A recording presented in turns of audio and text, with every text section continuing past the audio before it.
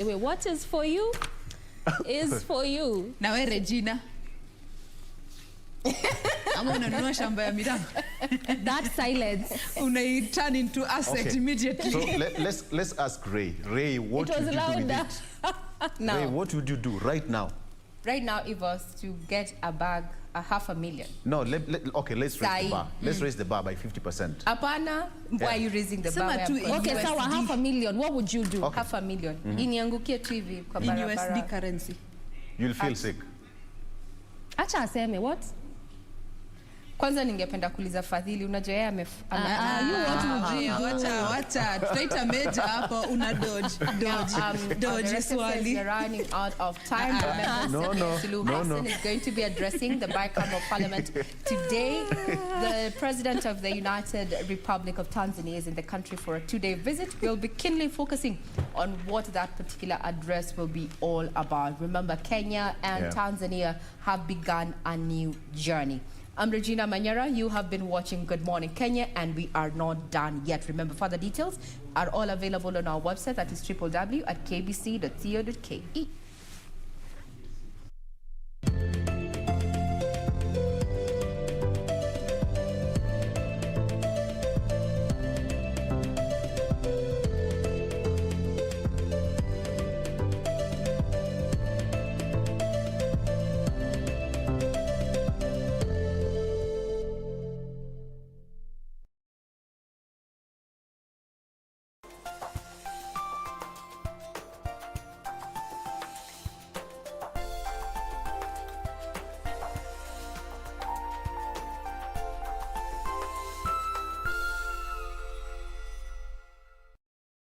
Tonight on KBC Channel 1. I know it's going to be difficult for you because you don't want this baby. But I assure you that Salvador will be glad that he's having a baby with you. And No, that's not it. No, you don't understand. The biggest problem about this whole thing, Nora, is I don't know who the baby's father is, if it's Salvador or Max. Stop the wait! Waste Dolores' wait here! Just calm Stay down. out of this. She's my wife, remember? The one who decides where the wig is will be me! If you don't want all your crimes to be revealed, I'm warning you. Don't you even try to hurt Amaya. Don't you even try. I'm warning you, Mother, or you're the one who'll end up dead. Tonight on KBC Channel 1. No, that is all. Protect your life if you wanna know. Them kind of loving you, no Selena Sharp. Yeah, are you are the man and the style. And of all the places that I've ever been, you know a lion can't live without a lioness. A fire can't start without a lick. there is no prescription for me. She's the one, the only remedy. Next on.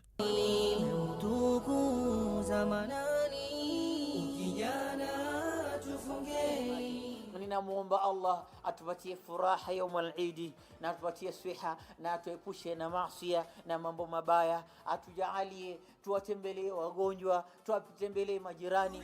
Every time you come around, you breathe life into my soul.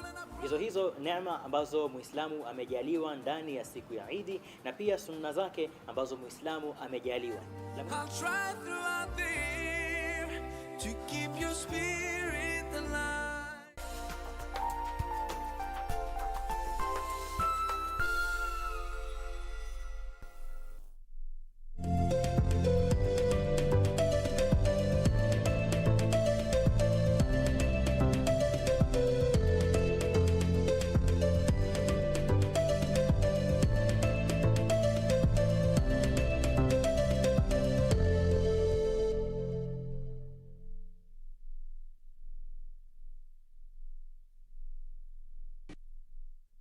All right, and welcome back. My name is Victor Law. You are just right in time for the viewpoint on this Wednesday. It is the 5th day of May. Let's get straight into it. And today we are lucky to be joined by Kandara Member of Parliament, that is Honorable Alice Wahome. She's going to help us. And of course, we are also going to put on the spot to explain to us some of the matters affecting the nation. Today, it is a one-lady show and a one-man show. Mheshimiwa, thank you so much for finding time to join us. Good morning. It must be a very good morning, and you look so happy. The president is around, and as a female leader of this nation, it must be sending some good signals to you. How about it, Mheshimiwa? Yeah, thank you, Victor. It is definitely a very important and a bright day for women in Kenya, and especially women leaders, and also those other girls that are looking forward to be in leadership. We have the honor to host Samia Suluhu, the President of the Republic of Kenya, Republic of Tanzania. And it's a very big thing for the region, for the country, and for Africa, because she has earned that place. Unfortunately, she took over after the death of John Pombe Magufuli. And because of how she was positioned, she just rose into power. The top seat. Transition was smooth, very respectable, and Tanzanians are definitely setting the pace, will set the pace for Kenya and Africa. So yes, I am very happy, but I apologize, a little late, but the viewers, I hope I will give them a little more time. Okay. So Victor, are we together? This must be sending a very good signal for the two countries. Of course, having in mind that in the past, the relationship between Kenya and Tanzania were a bit shaky. How do you think this is going to pan out moving forward, Mheshimiwa? Okay, Victor, there are many women leaders in this country actually who deserved and still deserve to sit on the seat of presidency. And therefore, it also gives encouragement to women leaders, parliamentarians, leaders elsewhere, even professional women must be encouraged today. Now, there has been frosty relationship between our two countries, and I see this as a new beginning. Her Excellency seems to also be excited and putting Kenya on her priority list. I want to think that she also understands how far the relationship had gone. I know John Pombe Magufuli may have wanted possibly a better relationship, but certainly, neighbors sometimes, brothers, sisters, get into conflict. I am thinking that should be her first priority, to ensure that really there is no need for conflict, and that those border issues, trade issues, foreign policy between the two countries could be much better.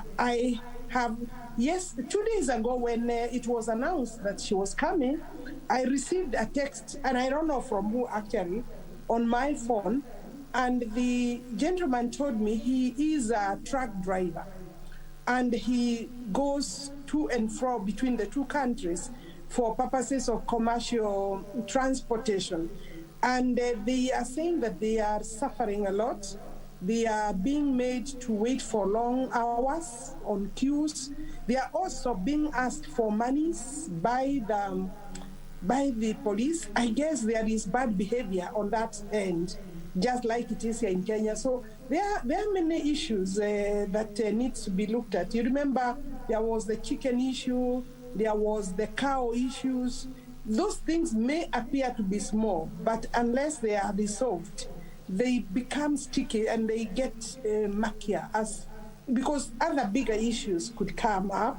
And therefore, for me, I think that is important. But also, we would have hoped that there will be a forum for women leaders. I know we are receiving her in Parliament this afternoon. I am ready for the address by Her Excellency. She's coming at 2 p.m. And the joint sitting of Parliament, we will receive her.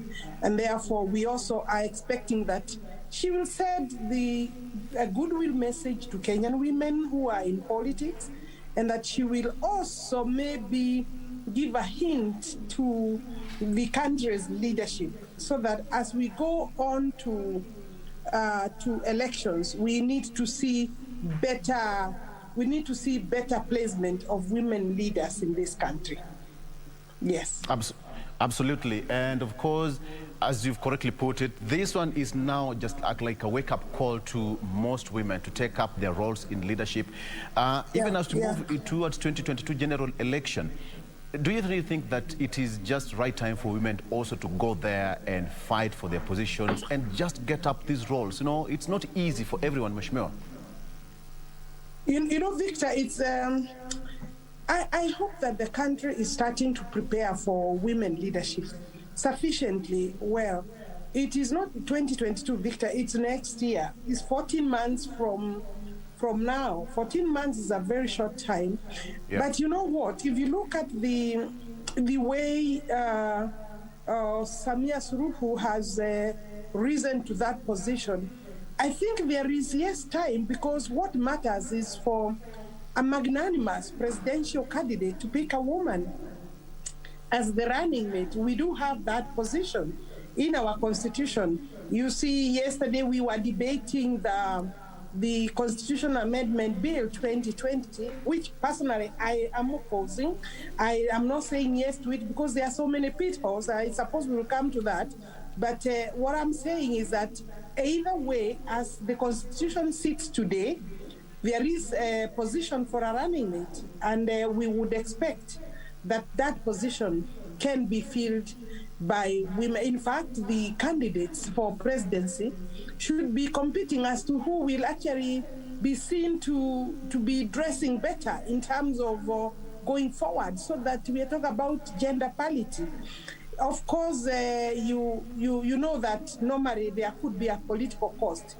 But I don't know how candidates will not see a political gain, because women in this country form about 51 to 52% of the population. Sometimes they go a little below, like 0.1% by way of registered voters because of the challenges that women continue to face. But definitely, Victor, I think it would be good timing for any candidate to try that. And I don't see they wouldn't lose. We would be able to mobilize women in support of that particular candidate. And there is really nothing, there's nothing special. We can handle these challenges. I'm saying we can handle.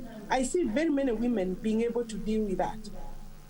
From all the ends, from both sides, from all the ends of the divides. I'm looking at, you know, the political scenario, and you know who are the top leaders in terms of competitors, in terms of presidency. And His Excellency the President could also put in a very good, I think we could also see that maybe he is also sending the right signal in terms of women leadership, because he didn't have to host Suluhu.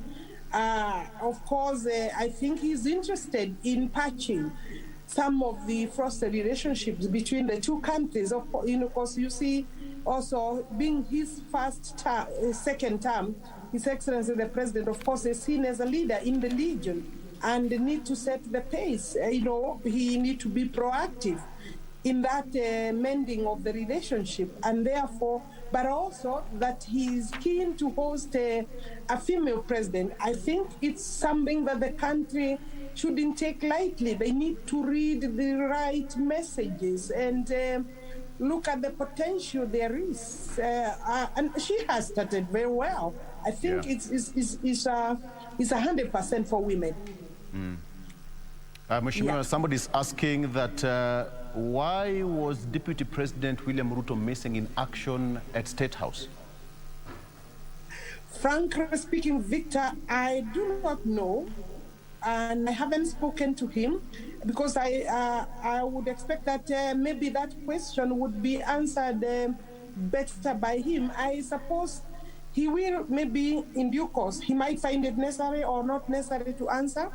I know he is within the country, and the host is His Excellency the President. I think that is untidy. That is untidy, because the Constitution, there is no coup to the Constitution. The Deputy President is the Deputy President of the Republic of Kenya. And if we are building bridges, I think it is time that the President of this country starts, I think, putting better mechanisms in place of engaging everybody And I wouldn't expect that His Excellency the Deputy President would decline an invitation. You see, there are protocols of that kind of a state visit. You know, it's a state visit. Yeah. And if there is no invitation, I suppose there was no invitation. I want to assume maybe there wasn't any invitation to him, because it would also be bad manners for him to be invited in terms of protocol and not attend. And I see that the Deputy President normally has very good manners. He has deference to His Excellency the President. So if there was no invitation or room for his participation, I think that is, I would mark His Excellency the President as 0 on that score. Maybe on other scores, I would give him a good mark, but on that score, I would give him a 0. We are supposed to be building bridges. All right, we'll dwell about that much later on, and of course, just looking matters protocol as far as that is concerned. But let's talk about today. What should we expect in Parliament? You see, it doesn't send a good signal to the country, you know, because there are people who would be offended. Kenyans would be, those who support His Excellency the Deputy President, those who support them as a team, because we are still supporting His Excellency the President, would find that very messy and very untidy, and definitely not very encouraging. The country needs to be, the transition, because there is definitely going to be a transition, should be taken care of as early as now, because we must avoid any conflict. All right, we will get into the details of that much later on, Mheshimiwa. But right now, let me ask you, what should we expect in Parliament today? There is a special sitting between the two houses, and of course, President Suluhu is going to address the bicameral house. What should we expect? Actually, the order paper is very brief. It's very brief. There will be an address to welcome him by the Speaker of the Senate and the Speaker of the National Assembly as soon as we get settled into the House, into the chamber. And then the next is her address. There is no other order, I mean business, on the order paper. So we would expect that she will be addressing us, and she must be having a message for the country. It's a very good platform for her to speak to the country. You see, it will be live streaming, and therefore Kenyans would be engaged and would be able to follow what policy, what administration is likely to work on in so far as those two countries are concerned. There are many people with concerns about products coming into the country. Obviously, the truck drivers, people going to and from the two countries, especially for trade. This is a time that of the COVID-19 pandemic, that we must not miss opportunities to facilitate commercial engagement, trade engagement between the two countries, because we need to get off the ground, considering that we're not even over with COVID-19. So we cannot be seen to be wasting time on non-issues, and I suppose that she will be keen to give Kenyans confidence insofar as their movement is concerned. And of course, likewise, the Kenyans and our government has a responsibility towards that. I suppose you make a very strong statement. I would expect that you make a very strong statement in terms of women leadership. I have listened to her before. I think she's keen to mentor. She's keen to encourage women leadership, and there would be some strong statement or message along those lines. Yeah. Absolutely.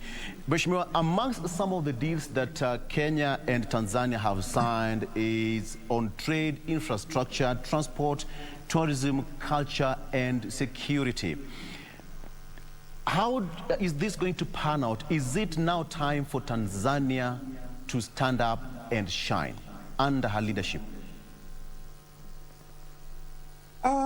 We are yet to, I guess, those are critical aspects of development. Yes. And when you talk about culture, when you talk about trade, when you talk about infrastructure, when you talk about tourism, these are big income earners. Mm-hmm. And therefore, for the economy of Tanzania to make a jump, a big jump from where it is, because they are also going through similar challenges like this country, I think she would have to prioritize some of those.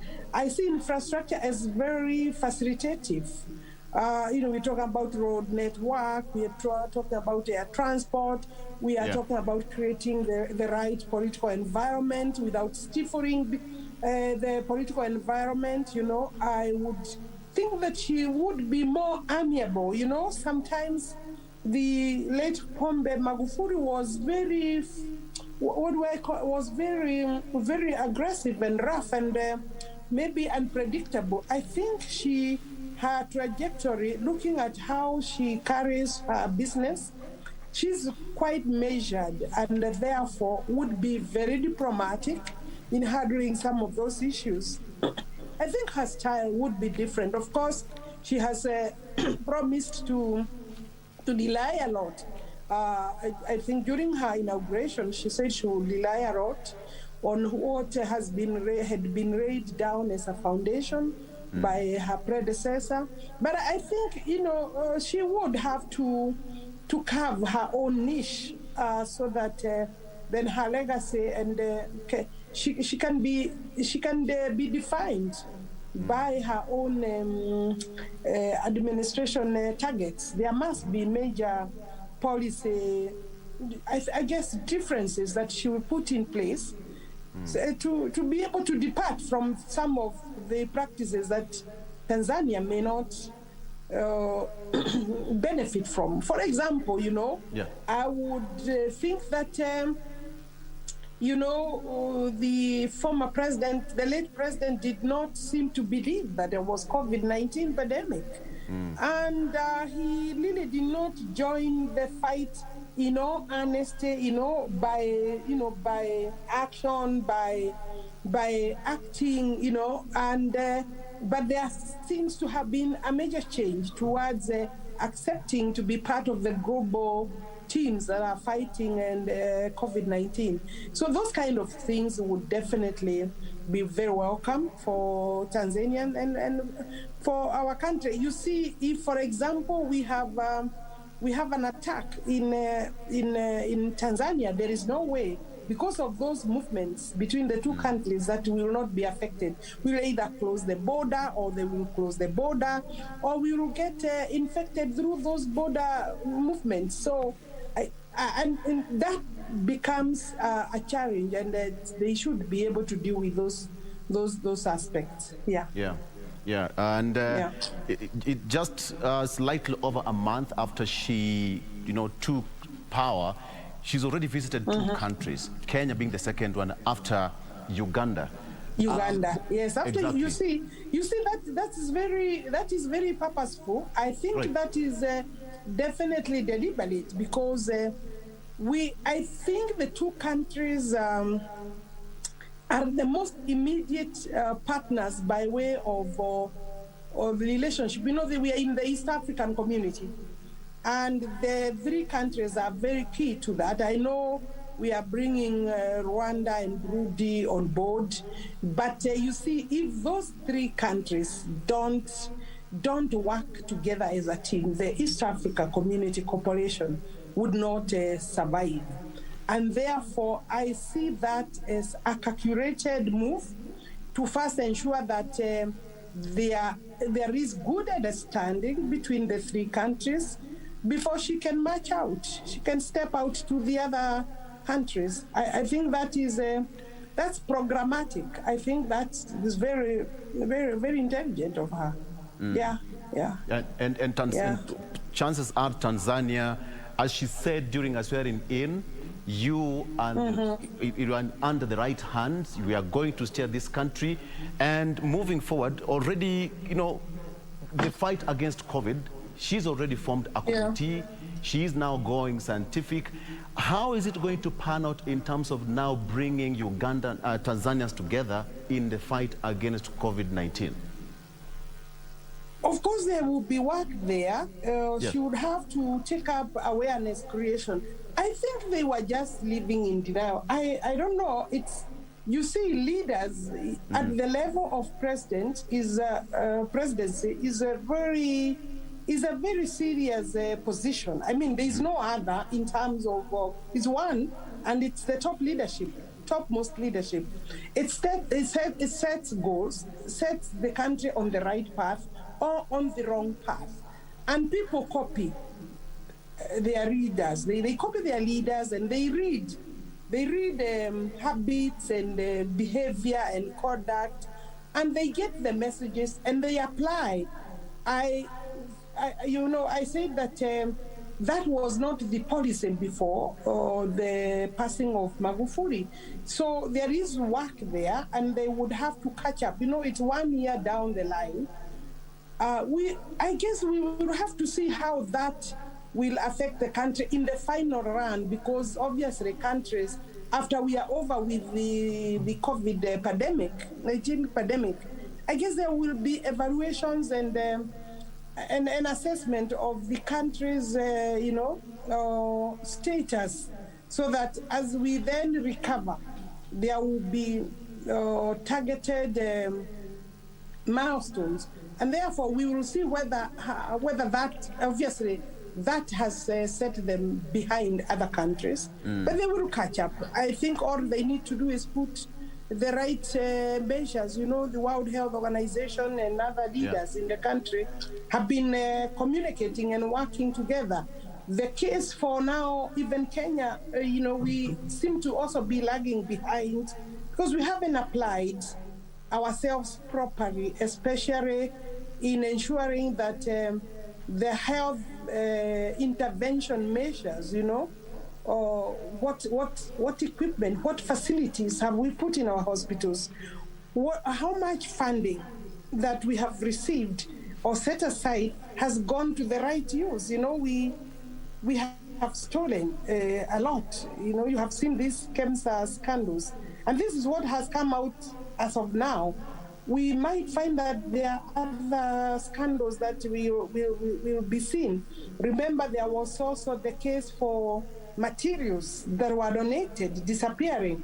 So I'm saying that maybe, I don't think Tanzanians have a bad habit like this country of corruption. So her statement that they are in the right hands is a very welcome statement, because that shows that she's confident of managing the steering of her country. For me, I think that Kenya would be setting the right example, but we have failed. If you go to Victor, people are dying in the country. You can't come to Nairobi either, where it is expected that there will be sufficient facilities. Many times people are calling hospitals and they are told we don't have any beds for admission, for purposes of oxygen, for serious treatment. When you fall sick with COVID-19, you need oxygen. There is no oxygen. There is no ward bed. There is just no. What has happened? And you see, at the county level, the counties are supposed to have been also supported to put same standards. The national government is supposed to be the one setting the standards. Yes. Quality assurance and standards still remains a function of the national government. So that if I go to Kisumu, I'll be able to go to a level 4 or whatever other facility that we have agreed is the county facility, and what I find there as a facility is the same to run away from. I must ensure that the referral hospitals, the level 5s have the same facilities and standards, because you cannot be able to airlift people to come to Nairobi. And the sense of devolution was that of these facilities are available at our counties. Even Nairobi, even Kenyatta doesn't seem to have those facilities. Yes. Mutahi will eventually be Minister for Health. Okay, and that was put together. Yeah. Okay, let me ask you this question. So what about the diplomatic ties between the two countries? How is it going to pan out moving forward? Because in the past, it was a bit frosty, so to speak. Yeah, the last 3 years or 4 years, it has been frosty. I think there is also some sibling rivalry, which is kind of childish. When you look at the size of our countries, we can afford to. There is like sibling rivalry. There is trade competition. You could say it is expected, but when we look at the countries as part of the global village, we need to be seeing the bigger picture so that foreign policy will also be maybe the propelling tool for purposes of better working relationship. So for me, our Minister for Foreign Affairs has work to do. Has work to do, serious work to do, and because it's the two countries would have to be part of that, and of course must include Uganda in that. The East African community needs to mean something because we have also invested in it. The cooperation has to be constantly working on that. Things that hold us together. We should put more energy, more funding, and more mechanisms to handle that. But we have seen this has been. The East African community or cooperation is not a 1 year old. We even have an anthem that is combining the Jumuiya. That is for the Jumuiya. I think those are right policies. I guess sometimes we don't speak a lot about the cooperation. I think the community needs to spell out its policies much further and deeper because an anthem is not sufficient. If you ask Kenyans, they may not, other than the fight, they don't remember what else, There is a lot that is going on, but we're not speaking about that. How is tourism between the two countries working? All those are issues that we need to spell out openly, candidly, and also avoid unnecessary competition. Yeah. And in terms of political stability in the region, how is, all right, those are live pictures from Serena Hotel. That is Serena Hotel where President Samia Suluhu is set to address the women in business a few minutes from now, as per the protocol, and people in business, and of course it's going to be an intense kind of a discussion there. Thereafter, he has just much in his plate today, part of her itinerary, I beg your pardon, on some of the things that she's going to do, and later on she will be addressing the Parliament at 2:30. Mheshimiwa, just at this point, it's going to be happening at Serena. Let me just ask you this question in terms of business, and now she's going to address people in business at Serena. How is it going to now pan out now that it's business? It's not politics now that she's going to address. Talk about here. You see her address in the morning on the business angle or from a business perspective. Yes. Is supposed to, in my view, is supposed to blend in with her political statements and address in the National Assembly. But even on the floor of the National Assembly, I think she will go across all those issues because you see, business, all the transactions and government proposals normally come through Parliament for purposes of government business. In fact, Parliament's largest business is government business. Yes. You understand? Because, you know, the implementation of all policies by the government is supposed to be, except those which are administrative, supposed to, and even the administrative ones normally would require statute, you know, support, legislative support. And therefore, I see it is it's going to be fairly seamless. This will give an indication of what she intends to say on the floor of the House, or how that connects well with her political positions or her political statements. So I guess we cannot, I don't want to preempt much, because again, I don't have an inside information. Safe to say that, you see, I think that you know, you're looking at her working with the country, and the institution of presidency works for the country. May I say that I see the start of the hosting last night without a very major wing of the political setup of this country, the deputy president's absence. We'll start sending sour signals, you know, the wrong signals. People could start dismissing very good things that she will come to say. So I think we need to handle some of these things more maturely. Our domestic fights within or local differences here should not inform our foreign policy. So yes, let's see and wait and hear what she will say. All right. Talk of foreign policies. Do you really think that the Kenyan foreign policy and the Tanzanian foreign policies are going to be at par?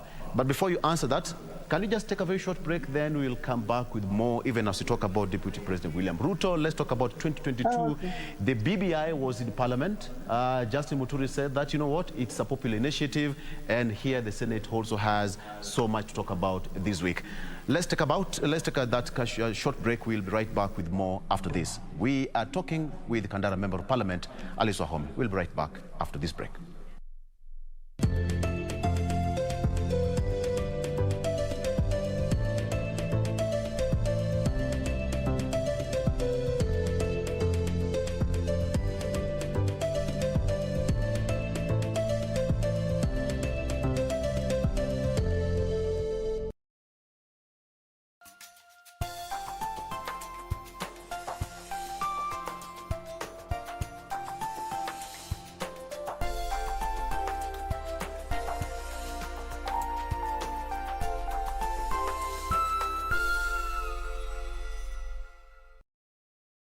Tonight on KBC Channel 1. No, study so, protect your life, it's the one and only. Them kind of loving you, no selling a shop. Yeah, are you are the man and your style.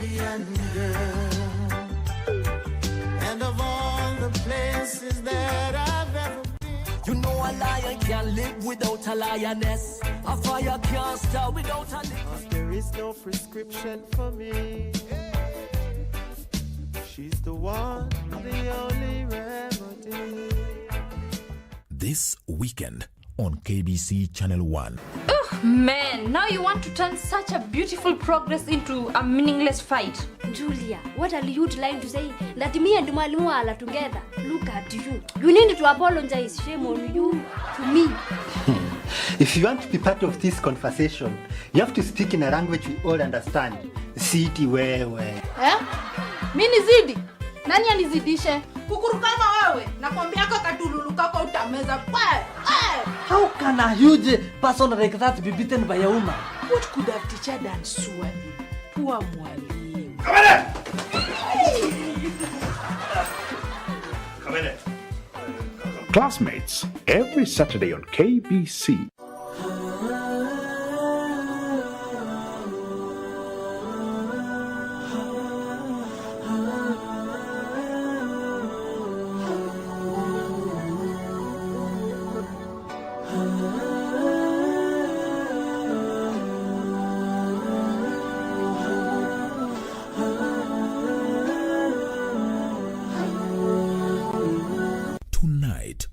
KBC Channel 1. I know it's going to be difficult for you because you don't want this baby. But I assure you that Salvador will be glad that he's having a baby with you, and that— No, that's not it. No, you don't understand. The biggest problem about this whole thing, Nora, is I don't know who the baby's father is, if it's Salvador or Max. Stop the wake! Hoist Dolores' wake here! Just Now calm stay down. out of this. She's my wife, remember? The one who decides where the wake is will bang. If you don't want all your crimes to be revealed, I'm warning you. Don't you even try to hurt Amaya. Don't you even try. I'm warning you, Mother. Or you're the one who'll end up dead.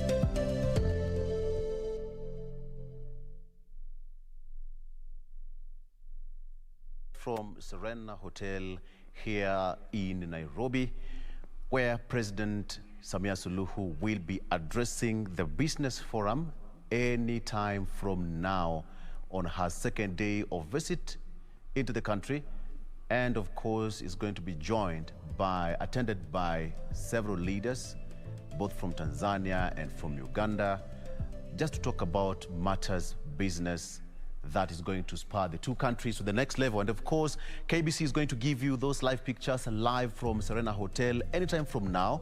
So you have the deal. The only place you're going to get those beautiful, beautiful, beautiful pictures is here, KBC Channel 1.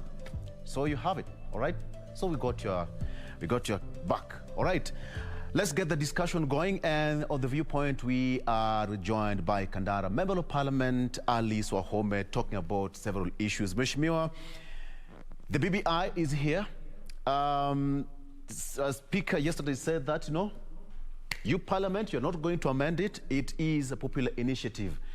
You are a strong crusader of anti-BBI. What is it right now that you're going to do? It's not in your hands as we speak.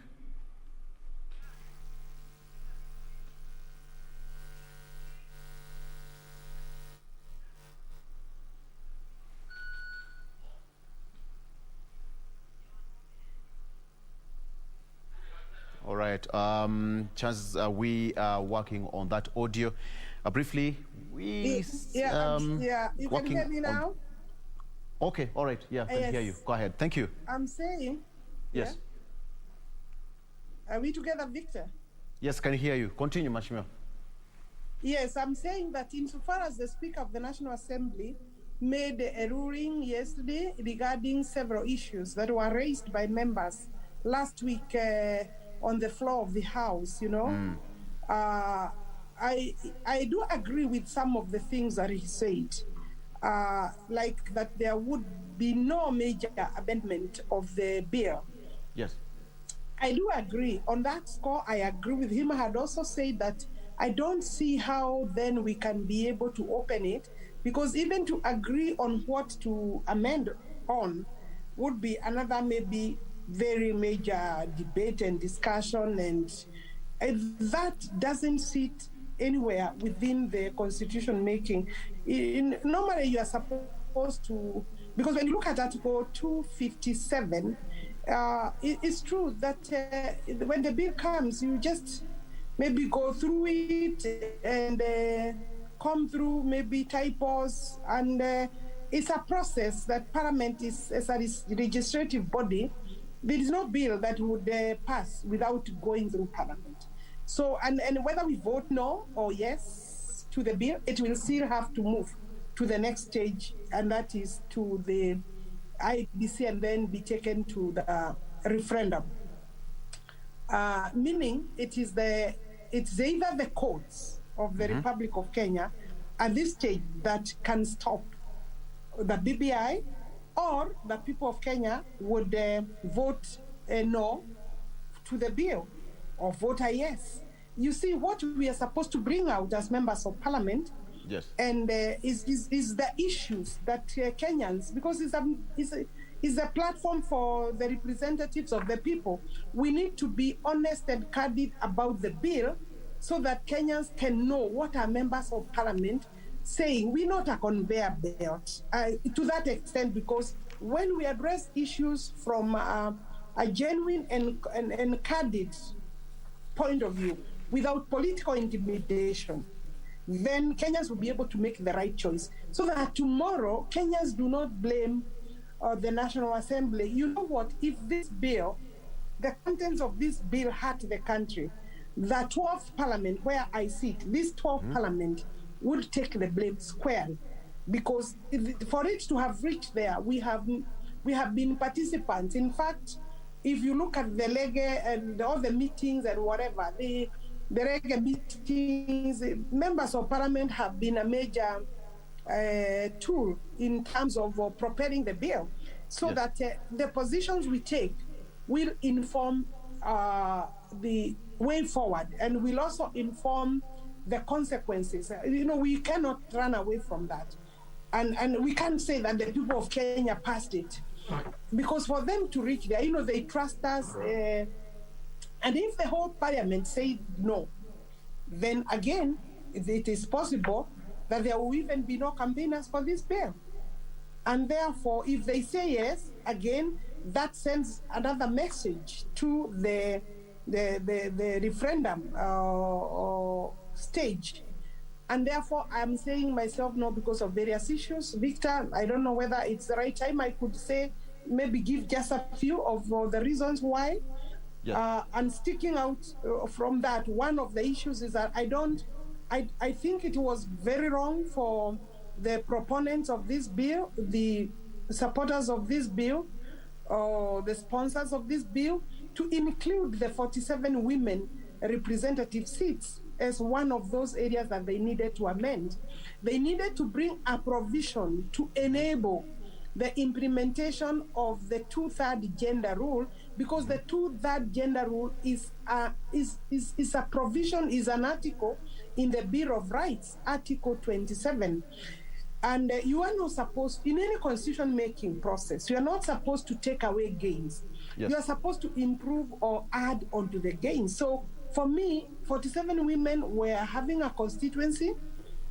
The only thing possibly we ought to have done is put a sunset clause and the period within which you can actually run on that affirmative action seat, so that if I run for 2 terms, then it should not be available to me to run a 3rd term if I'm in an affirmative action position. It's supposed to have empowered me, built my capacity, given me the right political clout and visibility, so that I can now go for more competitive positions for both genders. So therefore, that is what I know they have tried to cure that by talking about nominations and the criteria for nominations to fill in the gender quota after general elections is that women will have to still run, and the best out of those who will run, even if they don't secure the seat you are seeking for,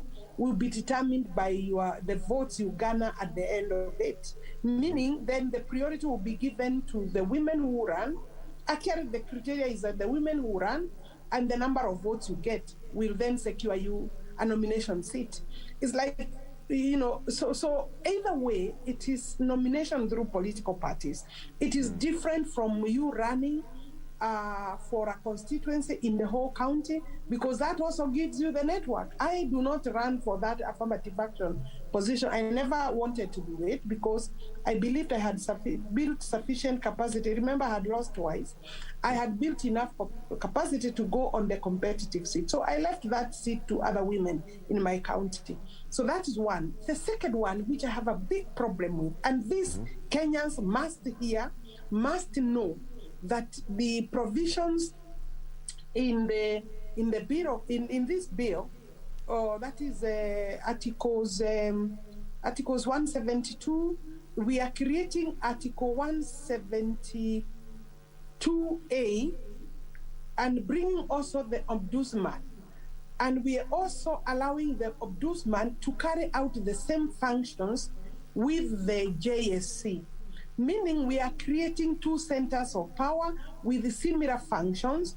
The ombudsman will be receiving complaints from magistrates, against magistrates, against the registrars, against the judges, from the public. Again, the JSC also receives complaints, but there is a very elaborate mechanism, process of handling complaints against judges by reason of the need to maintain and retain independence of the judges. Yes. Because the judiciary must remain independent. But now the ombudsman will receive complaints, including of judges, and will make recommendations of how the judges should be disciplined. And the chair of the ombudsman will also sit, meaning the ombudsman will also sit in the JSC. You see, you cannot be hiring judges and then you are receiving complaints against them in terms of discipline or magistrates. The reason why the JSC does not actually do the disciplining, does not do the actual hearing of the complaint or the allegations. They only receive them, look at them, find out whether they have sufficient evidence to support, and then recommend establishment of a tribunal. And the tribunal then is set up by the president. You see, you are moving from one stage to another, so that it is not the judges the JSC that determines who will sit in the tribunal, to allow independence and also remove conflict of interest. So that is left to the president. And then again, the president is supposed to appoint people of very senior positions who are not necessarily having an interest inside judiciary, so that then the tribunal will be a neutral arbiter to determine the case for the judges. So when you now look at the provisions of the ombudsman, the functions, and those of the JSC, you find that, and the ombudsman is not appointed in a manner that is transparent, because it is appointed by the executive. So the executive is coming to sit right inside the judiciary to appoint judges, because the JSC is the one also that appoints judges and magistrates. The ombudsman is right in there and is an appointee of the president. When you look at the JSC, the way it is composed, the Attorney General is an appointee of the president. He sits in the judiciary. In the JSC, there are two members of the public who are actually, again, nominated by the president. Those are three. There is also the public service that sits in there, appointed again by the president. So you are kind of, you are tilting the balance, which will affect the independence of the judiciary. And if Victor, you look at the case where the president has refused to appoint judges, the 41 judges we have kept talking about for over 1 year. Yes. The purpose and the objective is to deny the judiciary the personnel that they need to be able to deliver, so that they appear bad and inefficient, therefore losing confidence of the public, again affecting their efficiency and their independence. The judiciary is supposed to be operating with a judiciary fund that is under the current constitution. That we have passed it through Parliament. It has come through the delegated legislation. We have allowed the regulations, but through administrative process, the Minister of Finance has failed, including with the Attorney General, to advise the government that we need to have it in place by operationalizing it, ensuring that funding then starts flowing into that account, again to deny the judiciary the necessary independence. So then when you come to National Police Service, Victor, I'm raising the red flags for me, and these have been raised by other people. You see, the National Police Service, we created an independent commission for purposes of welfare, for purposes of disciplining, for purposes of promotion of the police. And you see, it was a very sticky issue during the constitution making because Kenyans were very unhappy with the manner in which the police had been used, brutality, or, arrests, arbitrary arrests were the order of the day, detention without trial, where, of course, the arrests were done by the police, extrajudicial killings, the police were still being used. And of course, even their welfare and promotion was not clear. And a police could stay for 30 years. A police officer could stay for 30 years without any promotion. So if the current police commission does it work properly, it was supposed to have timelines and proper targets and a meritorious way of rising within the service. Not nepotism. Removing nepotism, efficiency and merit and competence we are supposed to, and of course experience, are supposed to be guiding those promotions. Yeah. It is not happening very well, but it is much better, including the recruitment of the new recruits. But now some of that work is being recommended to be done by the IG. You see, IG is supposed in the current constitution to be an independent office, and the main function of the Inspector General is operation. Okay, let me cut you short and ask you this question. Now that some of these pertinent issues and some of the thorny issues that you're trying to raise have not been amended in Parliament, now what next? What are we going to expect? What I'm saying is that as a parliamentarian, I must be able to speak, and I did speak yesterday to these issues, so that I kind of discharge my responsibility and duty. If I cannot change it, it is still important to speak because it will go into the Hansard, and Kenyans will ask questions, and Kenyans will be well guided as they go to the vote. You see, the only problem is that there will be, I can tell you, there will be no transparent voting.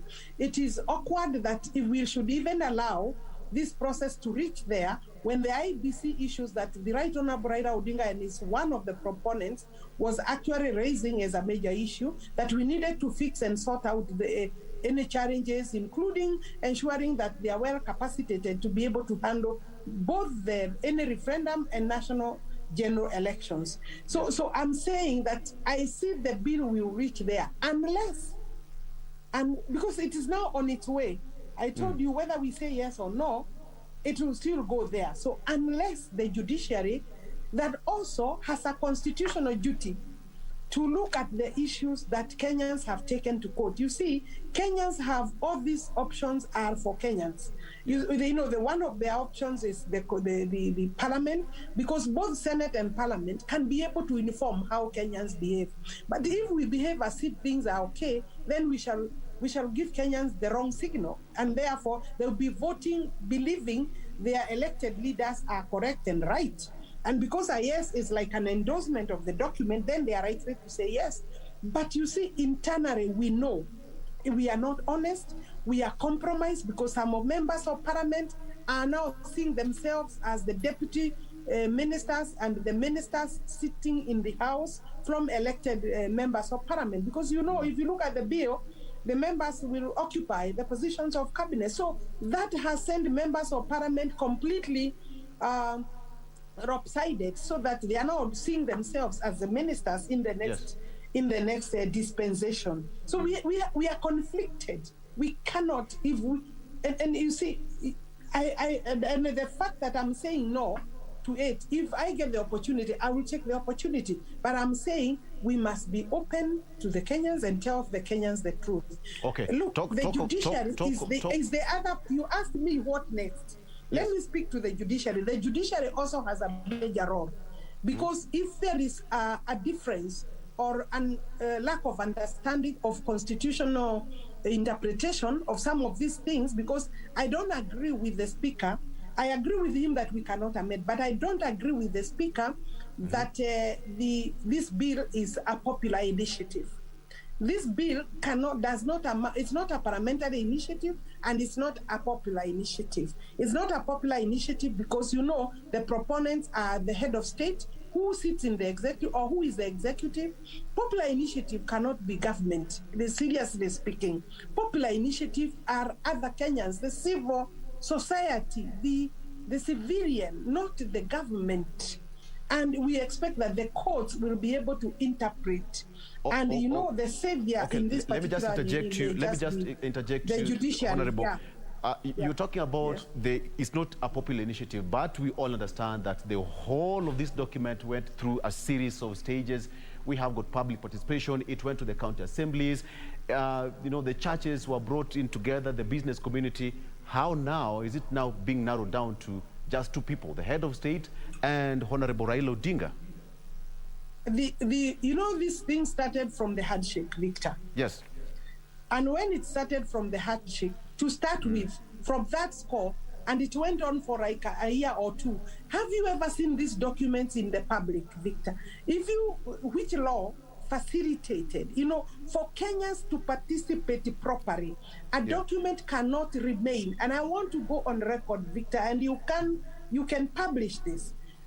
For this document to satisfy the elements of popular initiative, this document also needed to circulate using a legal framework. We have no legal framework that actually propelled this process, and that was deliberate. Therefore, this document has remained the property of the president and the property of the Right Honorable Raila Odinga.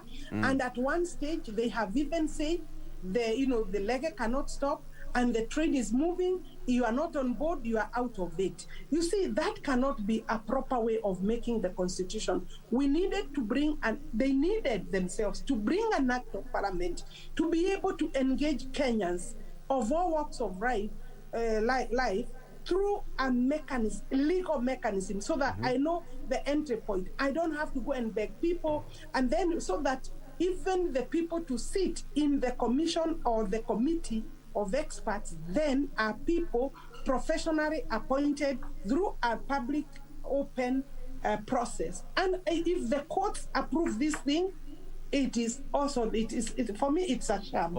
I cannot decide how the court will do it.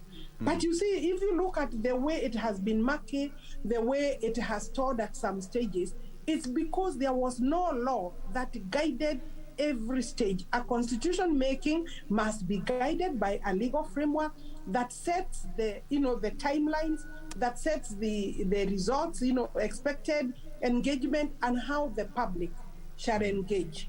Okay, all right. Because of time, let me just ask you this on Mheshimiwa. Seems all right. Let me just ask you this question now that you have been campaigning against BBI. You've been against BBI. It's open. Are we going to see more of a spirited effort even as we head towards a referendum? Because as it is, the Speaker of the National Assembly said it has to go to a referendum. Are we going to expect more from the Tanga wing of this movement? It's not the Speaker who says it has to go to the referendum. You see, it appears like it is him. What I'm saying, where it has reached in Parliament, the current constitution demands that the next stage is actually the referendum. Yes. And I say the Speaker cannot stop. The only people who can stop it now is, one, the judiciary. Because Kenyans have gone there to seek interpretation, to seek protection, to seek to be told how we have done this constitution. They are raising very serious issues, including whether this is a popular initiative. That matter is before the court, including whether it was supposed to be drawing public money if it was a popular initiative. You see, for it to draw public money, because there is the stage in which, after collection of the signatures, then it is received by the IBC. Then IBC says, look, Kenyans have endorsed. You understand that process? Then from there on, just hold on there, Mheshimiwa, for a second. We're going to come back with you. Just hold on. Let's take a break, if you don't mind. You can also take a cup of tea as we take this short break. We'll be right back with more. Of course, we're going to talk about Deputy President William Ruto. He's been meeting people in Masai Mara. You are going to tell us more about that, whether you've been there or not. We'll be right back with more after this break. Stay with us. So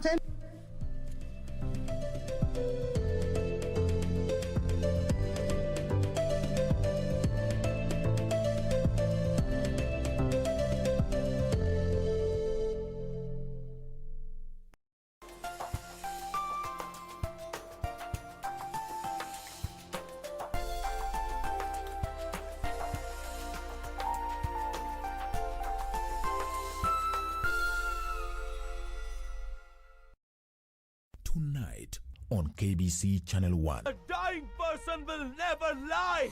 And one accomplice of these conspirators, Helena, told me everything while counting her last breath, Father. The truth is that I sowed the seeds of hatred and envy in Justin. It was my wish to see the crown on his head. I will give birth to this child only when Ashok will be present. You are putting your life along with the child's life in danger. Call Ashok. Just call Ashok. Ashok. Next on. Kwanza kisha tukamwone wako. Mimi shafika tayari. Hata mimi shafika na ngoja mtoto amshwe. Hapa naona kidogo tumechanganyana kaka. Hapa ndio kwangu. Tasikia bwana? Hapa. Saumu. Uolewi wewe?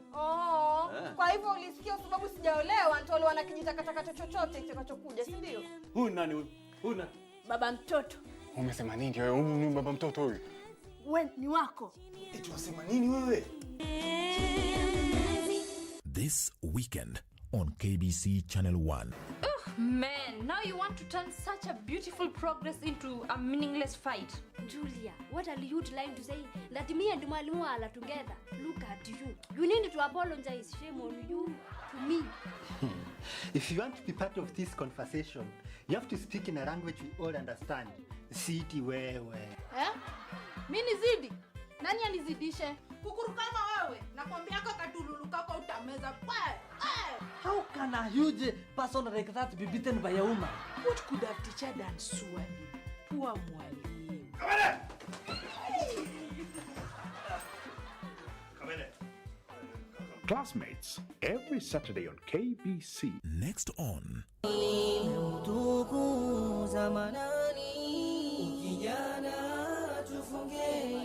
Ninamuomba Allah atupatie furaha يوم العيد na atupatie swiha na atuepushe na maasiya na mambo mabaya, atujalie tuwatembelee wagonjwa, tuwatembelee majirani. Every time you come around, you breathe life into my soul. Hizo neema ambazo Muislamu amejaliwa ndani ya siku ya Eid na pia sunna zake ambazo Muislamu amejaliwa. I'll try throughout the year to keep your spirit alive. Welcome back.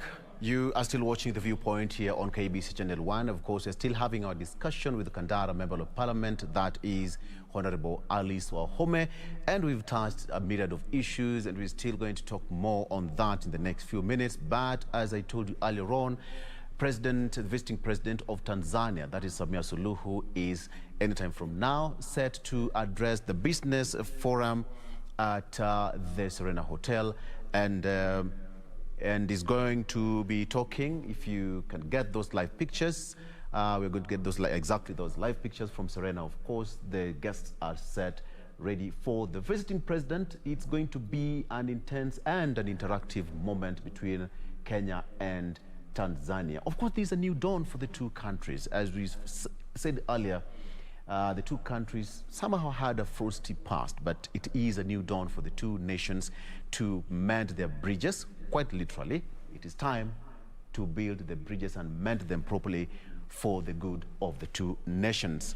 So anytime from now, we'll also be joined by our reporter Gladys Mungai, who is at the Serena, who will also give us just a feel and sight and sounds of what's happening at the Serena, how it's going to pan out. We still continue with our discussion with the Honorable Alice Wahome. All right, Alice Wahome, let's just talk about 2022 politics, and it's still heated. We cannot avoid to talk about that, okay? All right, so Mheshimiwa, welcome back. Deputy President William Ruto has been meeting several leaders, all right? That is his democratic right, and that is that. But let's get into the gist of the story first of all.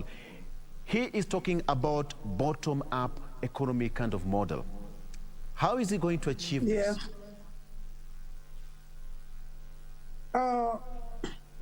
He's still Yes, I believe that you have gone through some of the reports and information that he has released. I have also seen D, one of the consultants that has addressed the media at large. And I want to confirm, yes, that he's meeting his teams, and I'm one of those who was in Masai Mara. Yes. This reference, I believe, is with the last meeting in Masai Mara. This was the second meeting towards this particular aspect. We have met before on various other issues, but for this particular aspect, this was the third meeting, not the second, the third meeting over the economic recovery of this country when he get elected in 2022. What was is that if you are preparing to take over a leadership of a country at the top level, at the CEO level, then you need to start thinking and telling Kenyans what you want to do and how you will change, how you will improve, what will your leadership entail or mean to. And you see, we have gone to elections just to deal with the political gains or political positions and leadership without telling Kenyans. And of course, you know, there have been manifestos. And the manifestos, I will say, like our Jubilee manifesto was very, very ambitious, very good. That manifesto is wrong. The bottom-up approach or bottom-up economic model that the Deputy President has talked about sits very well with the message of the Hurubaro, you remember? Yes. With the message of Mama Mboga, with the working with the Boda, working with the small macro, working with ordinary Kenyans from the bottom to the top, meaning that you must create the right environment for the ordinary Kenyan who is struggling, working every day to feed his family, to educate his family, to deal with the health crisis of the families. And this country, that number is actually about 15 to 16 million people who wake up and they cannot be assured or don't know where the next meal will be, save that they must go and hawk or walk around the streets of Nairobi to sell one or two merchandises, or more kiosks in River Road or in Kikomba or in behind the streets, running around Kanjo, following them. In the Roko, Lulo areas, you will also see these kind of businesses. Mama Mbogas are there, bodas every day. The young men have to look for something to do.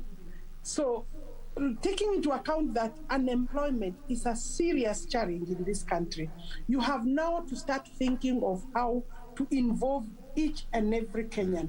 The economic model that we had is actually borrowed from the colonial setup. The working class, the elite, those who went to school, and those who are able to be taken in by the government, and then the private sector from that level, so that you are creating banks, and the banks are only lending to that kind of class of people, or people who have securities, who have money, who have title deeds, who have properties that can mortgage. So, and that is only like a 15% actually. Yes. Okay. We have let gone me through ask you, those data. let me it's ask a you this 15%. question. So the economic model will be funded by the government. Right. Let me ask you this. Let me ask you this question, Mheshimiwa. Yes. Just hold on. Let me just ask you this question. The bottom-up economic model that the Deputy President is fronting, there is nothing new as compared to the past president. All right. I think it's just about how to implement some of the infrastructure and production. Don't you think it's just going to... Well, there is no difference between the model. Okay. The model that the Deputy President is talking about probably is borrowed from the colonial kind of system you're talking about. Yes. So how is it going to change now that we have the infrastructure and production already in place? I did not say it is borrowed from the colonial times. I said the current economic model that we are using in this country is a top-bottom economic model.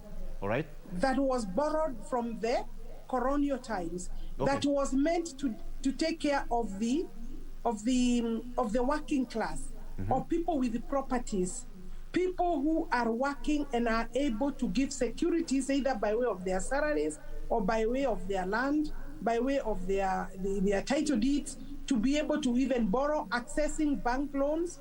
That is a top-bottom approach. And that is what we have been dealing with all the way from 1960. The first session paper has a lot of that, and we have used it to date. And that is why, and it only captures about 15% of the working group or adult people who are engaging in the economy. You know, because we also have children who are not yet working. So the 15% leaves 15 million Kenyans to hustle. You know, people who survive on hustle, the artists, the farmers, small-scale farmers, the drivers, the transport industry, the open market business men and women. You know, we call that is their, you know, call them traders. Those people don't have securities. Those people cannot access funding. We need to find out how to support their macro businesses. And that is by ensuring that, one, the political environment is sensitive to what they don't have, meaning they have no security. You have to find a model, a product that will give them money without even charging interest. And then you rely on the tax. You get it? All right. Okay, so let me ask you this. So it is really changing the paradigm. Now you start from the bottom, because after all, Baby Alice Wahome, for example, has a title deed. Okay. The mama boga in the Kandara village doesn't have a title deed. Okay. How do I take care of her? Yes. The conversation is now about those. Yes. Okay. All right. Mheshimiwa, because of time, let me just ask you this question. Is there a split in the party, so to speak? There is another function allegedly supporting Mwangi Kiunjuri, the former CS, and Honorable Rigathi Gachagua as the running mate to the Deputy President William Ruto. Is there some kind of a split in the wing? The team of Deputy President has not suggested any name for a running mate. Right. It is, we are not discussing about positions. So maybe what I can tell you is that people are trying to pitch for those positions, but the team has not picked on anybody and are not in discussion regarding positions. We are discussing about the economy, about coffee, about tea. How can we start changing this country? The conversation is not going to be about the positions that Alice Wahome and others are taking. We said we have two phases, and the team you saw in Masai Mara was mandated by the entire members of parliament, the team that supports the deputy president. 62 of us have agreed that 11 members will be the ones negotiating together with the other teams and reporting back plenary, and that can be changed. This for now, but also the teams have split into several committees, because I know we are running out of time. There is a structure of how we shall engage. Every member is involved in a committee that is relevant to the bottom-up approach economic model, and therefore we shall be engaging on that as phase one. Phase two will come at the tail end, when we shall be able to say who will take what position. It's not about Mwangi Kiunjuri. Mwangi Kiunjuri is running on TSP. I think he's a friend of the teams and a friend of the deputy president, and he's engaging the deputy president directly, but not as the running mate. I want to say very clearly, there is nothing like that. And there is no fight between Rigathi Gachagua and Mwangi Kiunjuri. I think that is the media propaganda. I mean, I'm sorry to say that, because I'm also speaking to the media, but it's speculate. That is speculation. It may not be media, but it is speculation. And there would be people who would want that the teams are split or fighting. We are very alert and cautious that when you start speaking about positions, then you lose the goal. Yeah, you lose the objective. We are not about positions. Thank you, Mheshimiwa. I think that is a better place to leave this discussion at this particular point. As always, we just appreciate your time. I know it's going to be a busy day ahead. We have got the visiting president, and of course, we wish you all the best. Even to the people of Kandara, we did not give you time to talk to them, but hey, you've just talked to them and you've talked to Kenyans as well. Thank you so much for your time. Of course, we are going to take you to Serena. That is all right. Thank you, Serena. Victor. Of course, Thank you very event much. is starting, and the protocol, as it is, that's Serena Hotel, where President Samia Suluhu is set to address the business forum, to address the forum on her second day visit to Kenya. All right. Let's stop it at that point. Thank you so much for joining us. My name is Victor Lo. Let's do this again tomorrow, same time, same place. Have a good morning. Bye-bye.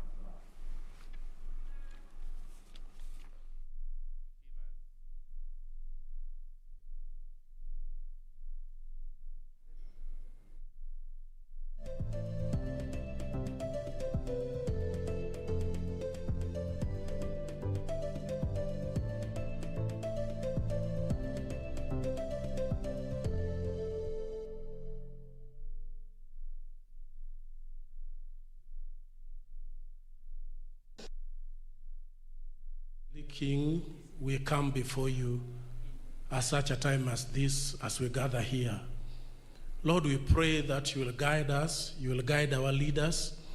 We commit the two presidents before you. We commit the cabinet ministers, the chief secretaries, and all those who have come here, God Almighty. We pray for them. We pray, God Almighty, that you protect this congregation at such a time as this. We pray for your protection against every form of infection. We pray, God Almighty, that you will guide us throughout this course. Be with us in Jesus' name. Lord, we pray and believe. Amen.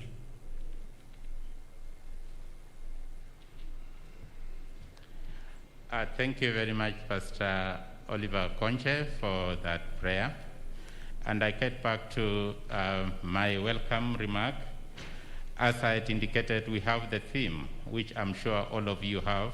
It is clearly stated on the programs. And the theme clearly guides us on what we expect in our deliberations today. We want to discuss how we can enhance trade, tourism, investment, and in a broader way, economic cooperation between Kenya and Tanzania. The theme tells us we know who we are. We are neighboring countries, not connected by the borders only, but we are connected by our history and our ancestry. So we have every duty and responsibility to find ways and means to enhance cooperation between our two countries. Within the theme, we are talking about the East African Community Customs Union being the framework within which we are undertaking our economic cooperation activities. We know that within the EAC, it gives us a very humble and straightforward framework through which we interact. Of course, beyond that, we know the East African Community Customs Union is compliant with the WTO, World Trade Organization requirements or rules. It is also compliant with other multilateral trading arrangements. So, as we talk matters of trade, matters of investment, matters of tourism, we are within the real frame of the East African arrangement and also the global arrangement. Beyond that, I want to make two small, quick announcements. We are having this business forum at a challenging time. This is a time the world is faced with the coronavirus. The arrangement in this room has been made to the extent that we limit the space within us. On the tables, we have the sanitizers. Please make use of the sanitizers on our tables, and let's keep the distance as much as possible, but we ensure that we are in an interactive mode. Our program is in 2 phases. One, we have this first phase interaction amongst the business communities from Kenya and Tanzania. We shall have presentations, we shall have discussions.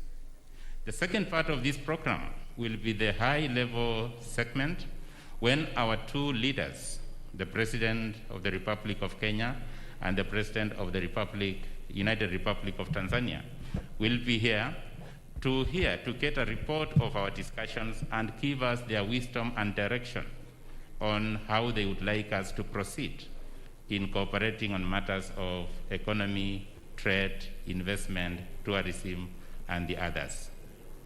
We don't have a lot of time for our program. It is scheduled for around 3 hours. For those who will be given a chance to speak, please let us stick to the time that we have been allocated so that we don't embarrass ourselves, we don't embarrass our heads of state. From here, I'll humbly call upon the Principal Secretary, State Department for Trade and Enterprise Development, Weru, to come on the podium and guide the meeting on the next steps. PS Ambassador Johnson Weru, please, you're welcome.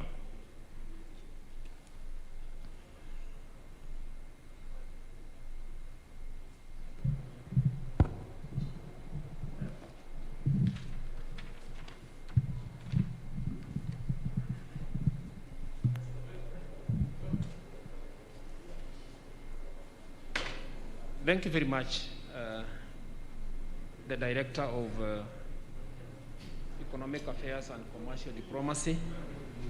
A very good morning to everybody and a very good welcome to our guests from the public sector and from the private sector.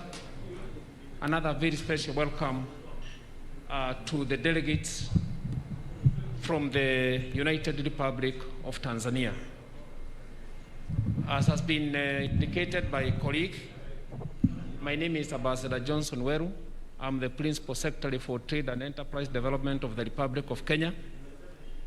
And I'm here this morning to make some very, very brief remarks on the event that we have today. As indicated by our leaders yesterday, both Kenya and the United Republic of Tanzania have decided to open a new page in terms of trade, investment, and tourism and other relations. And this is the first signature of the new page that we have opened beginning yesterday. Our main expectation is that trade and investment between these 2 countries will not only grow, but move together in the multilateral agreements that both countries are party to. And I speak this with respect to 3 important agreements. The first one is the agreement on the East African Community Treaty, the agreement on the Continental Free Trade Area, and the agreement we have with the European Union under the EAC, EU, EPA. If we move together, we can move far. And for us in the public sector, we believe our role is basically to facilitate you in the private sector to do your business, to move around freely, to bring your issues to your government, and the government will in turn address those issues, make policies, represent you in foreign countries, and so on and so on. Therefore, this morning, as the theme leads, promoting trade, tourism, and investment between Kenya and Tanzania within the East African Community Customs Union framework, it is very, very important that towards the end of this program, whatever we shall jointly present to our leaders is truly what it is supposed to be.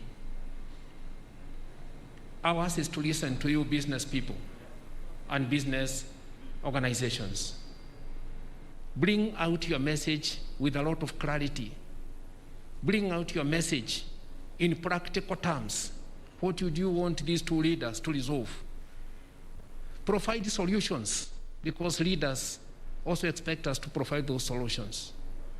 When we come to the segment that will be delivered by one of the executives of the business membership organizations, I think it's either KEPSA or the Tanzanian Private Sector Forum, that is exactly what we want to hear. Where are the problems? Where are the solutions? What do you want the leaders to do? What are you asking them of? And then they'll give us instructions. They'll give us guidance, because the possibility of Kenya and URT moving together is now a very, very big reality. We'll move from here into the world and say we can exploit the provisions of rules of origin. We can accumulate in terms of products that are sourced from either country and exported to a common market out there. So just to set the pace, that is our expectation on behalf of the government of Kenya, on behalf of the private sector of Kenya, on behalf of all Kenyans, as they desire to enter into the United Republic of Tanzania, to increase trade, to increase investment, to increase their presence there, and become part of the common prosperity that our leaders spoke of yesterday. I therefore wish to appeal once again that when you're called upon to take the floor, please stick within the stipulated time. This is a negotiated program, both at the highest level of government and the highest level of private sector. And therefore, we don't want to keep our leaders here for long. So if you have been given a minute, please stick to the minute. If you've been given 2 minutes, please stick to the 2 minutes. If it is possible, our listeners and viewers who are following us through the link that we provided, there's a chat box in the platform. Kindly use that for the purpose of engaging with the rest of us here. There is a special team that has been set up to respond. Bring those questions to the Secretariat or to the ministers, and they will be answered. And therefore, I would like to once again give my welcome to all of you, to request that we proceed the way I have guided, and I believe at the end of the day at around 11:30, we shall have something to celebrate about and to go on record. And for the media, I believe our ministers at some point, they'll be able to give an indication of a press conference so that they can answer your questions. Let me take this opportunity to invite the delegation of URT to make a few remarks. My counterpart from Tanzania, please take the floor.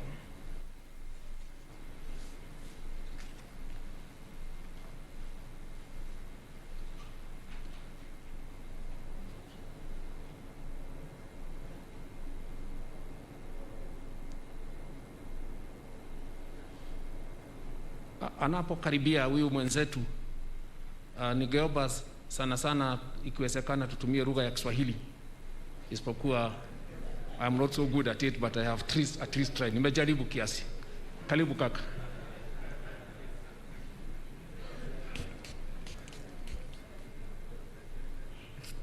Thank you, Ambassador Weru, Permanent Secretary, Minister of Trade of Kenya.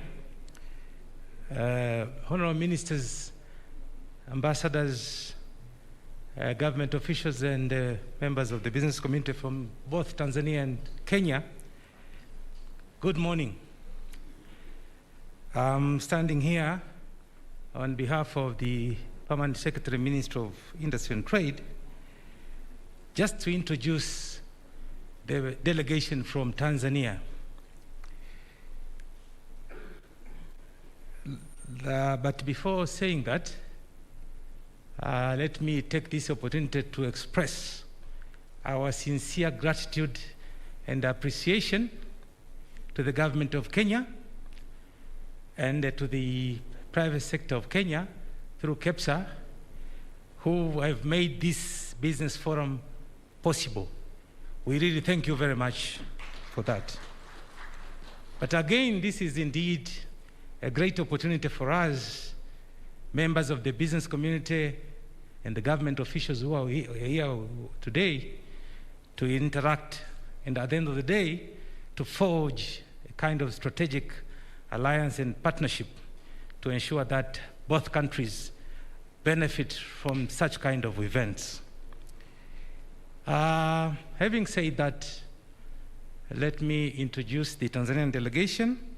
Soon we'll be joined by the following ministers.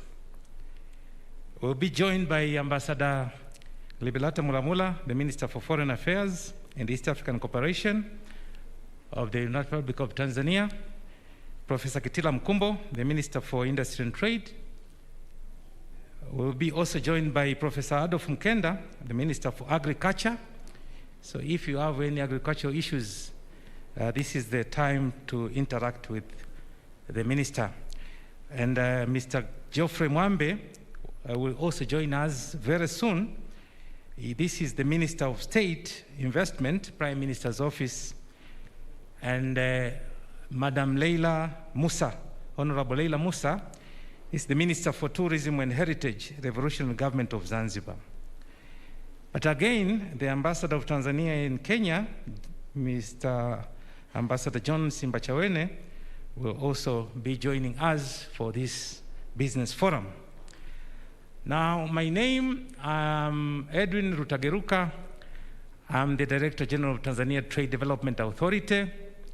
This is an institution under the Ministry of Industry and Trade mandated to support and facilitate trade development. Then let me introduce Dr. Maduhu Kazi, the Director General of Tanzania Investment Center. Doctor, please. I think you're around. Dr. Maduhu Kazi is somewhere there. Thank you. Then we have Dr. Yusuf Ngenya, the Director General of Tanzania Bureau of Standards. TBS is there. Issues related to standards and quality. The right gentleman is that old man. And then we have Mr. Matthew Mnali. This is the Acting Director General, Export Processing Zones Authority. The gentleman right there is representing EPZDA issues. Then we have Mr. Goodwill Wanga, the Executive Director of Tanzania National Business Council.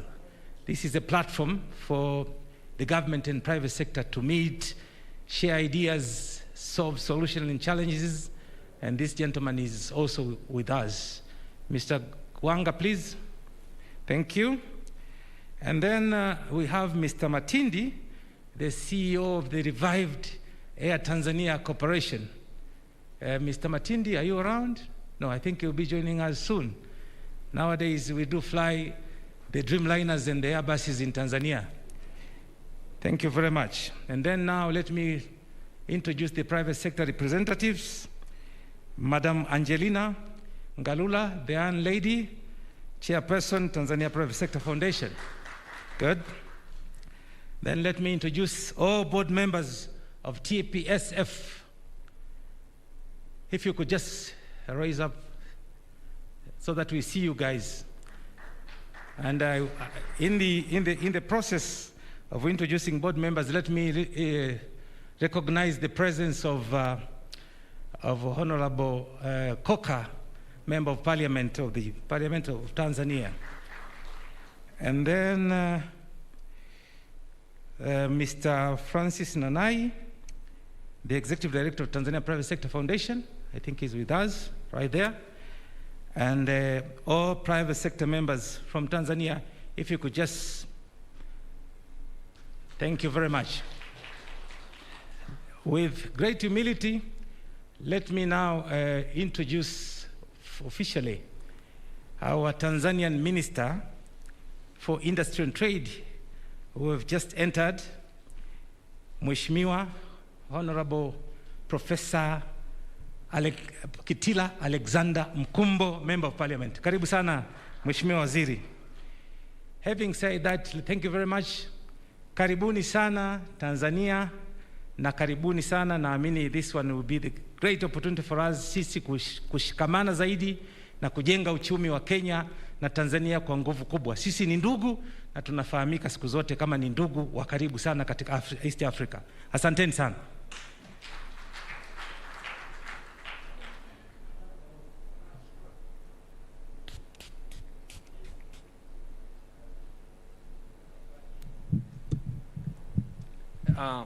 Thank you very much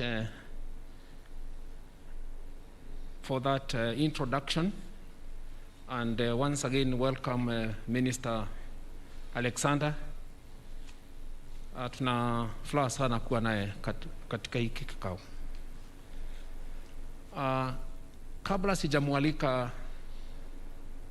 msemaji wa private sector ambaye atasema machache rasmi kuwakaribisha wenzake kutoka nchi jirani ya Tanzania, ningeomba nifanye just a bit of introduction.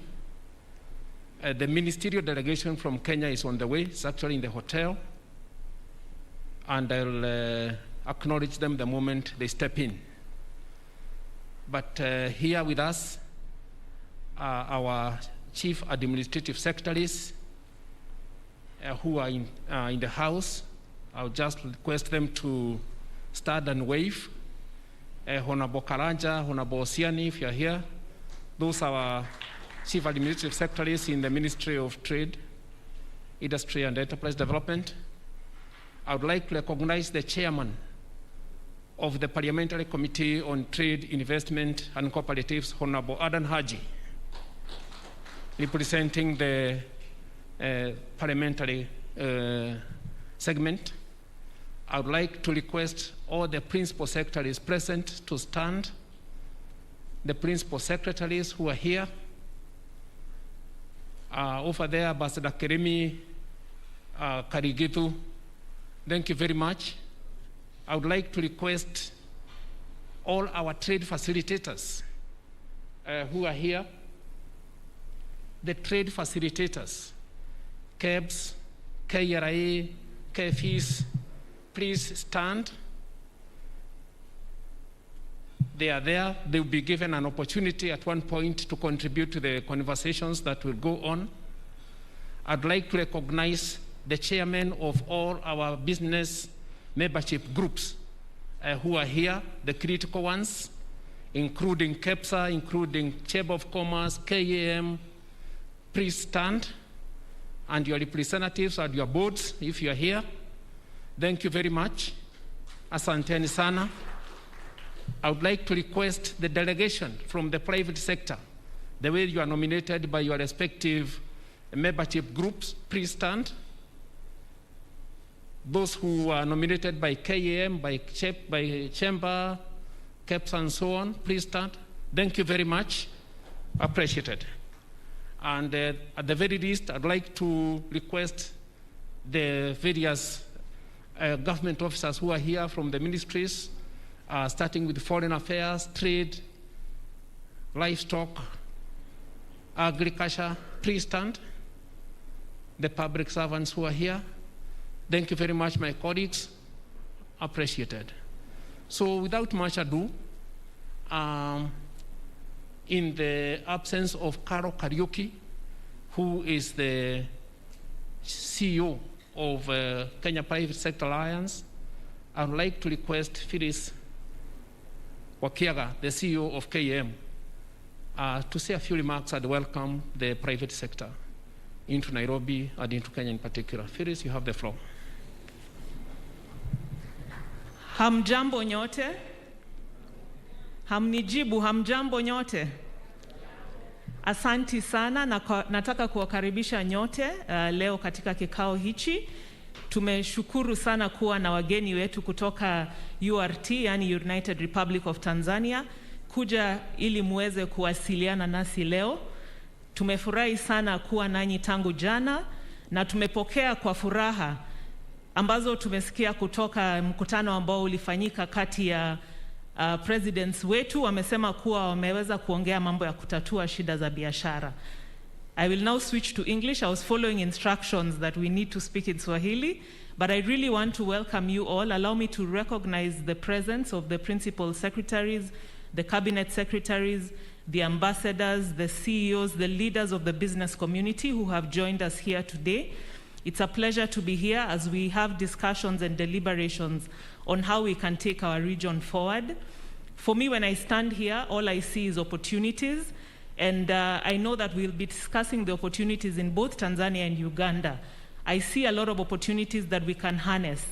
As we look at the Africa Continental Free Trade Areas, I also see a lot of opportunities that we can take advantage of.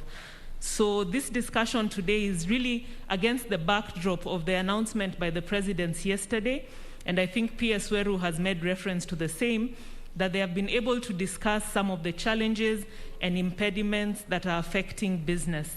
And we are very excited about that. I think as the business community, that deserves a clap, because when our presidents give that political commitment and goodwill, it really means that that will trickle down to action.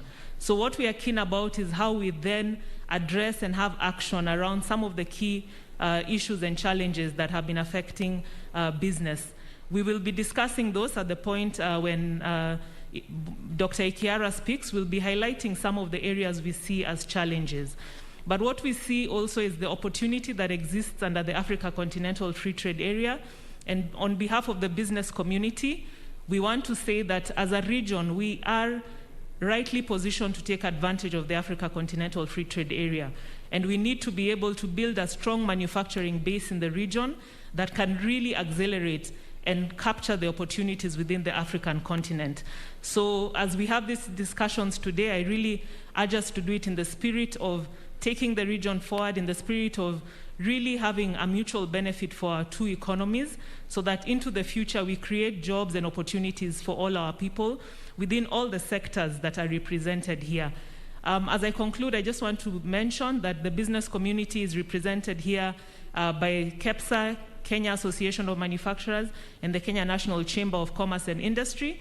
The PS had asked that I recognize all of you, so maybe you can just stand on your feet and let everyone see that we have a strong representation from the business community within Kenya in the room. So I'll request all of us to just be up on our feet as the Kenyan business community. And on your behalf, I welcome all the guests from Tanzania for this forum today. And we look forward to also coming over to Tanzania so that we can take these discussions and this relationship forward. God bless you all, and I wish us all a very fruitful deliberation today. Asanteni sana.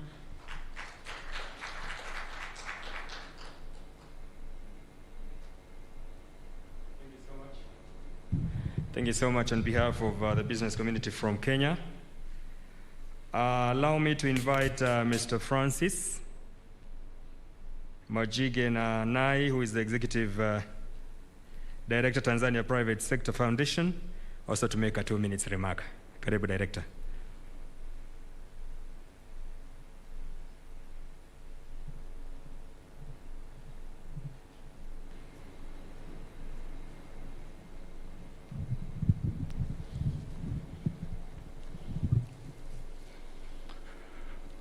Honorable ministers present here, permanent secretaries, honorable ambassadors, members of the business community from the two countries, ladies and gentlemen, all protocol observed.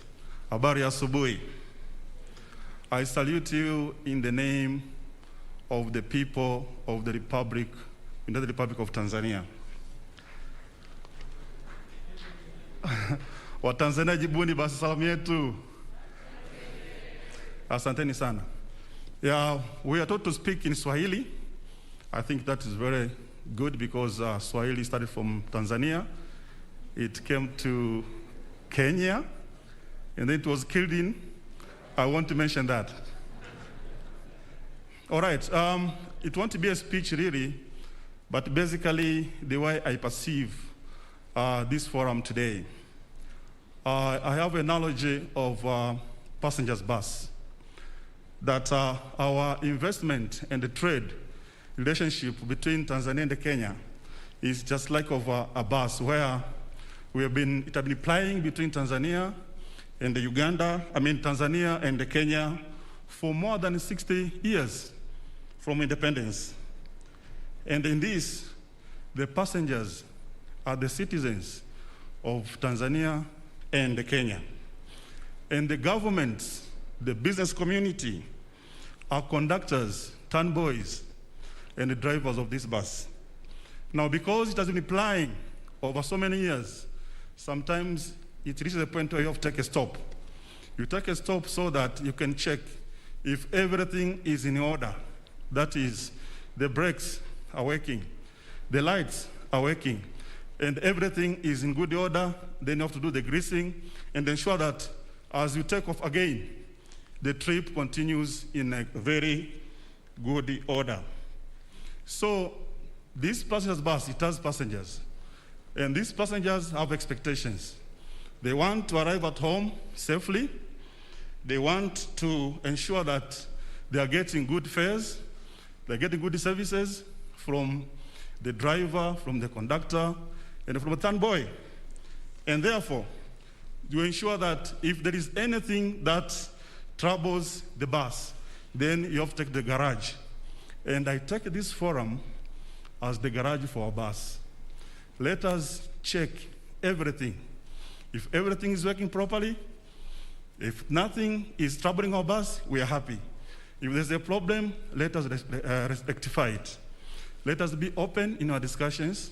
Let us be honest. Let us be sincere so that our bus can continue plying safely between our two countries.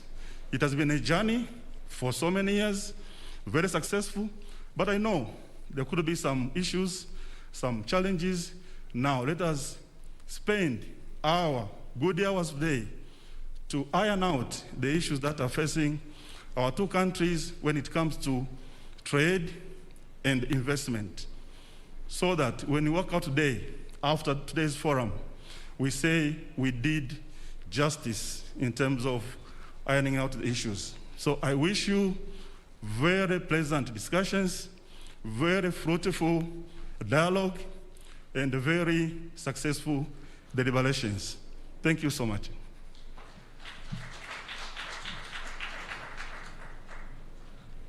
Thank you so much, Mr. Francis, the Executive Director of Tanzania Private Sector Foundation. It is now with the gratitude that we can move now to the first presenter or the first person to make his remarks. And as the ambassador said, kindly constrain yourself to the 2 minutes and the 3 minutes given unto you so that we can give an opportunity to many of us to give our deliberations. Allow me to invite Dr. Moses Ikera, kindly take the stage. He's with us. I'm being beckoned that he has just stepped out.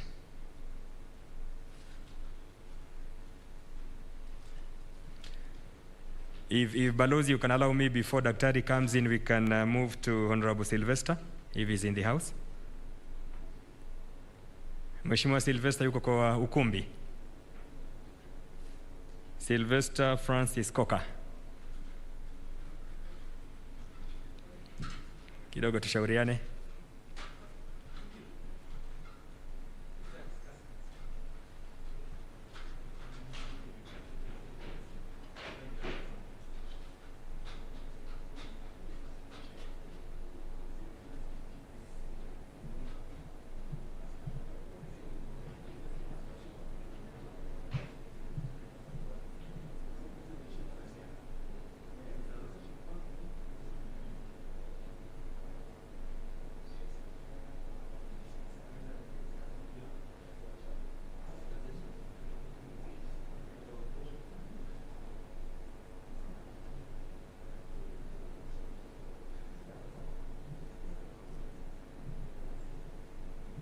Asante, namuona ndugu yangu ashafika, kwa hivyo nitampa nafasi. Karibu sana. Asante.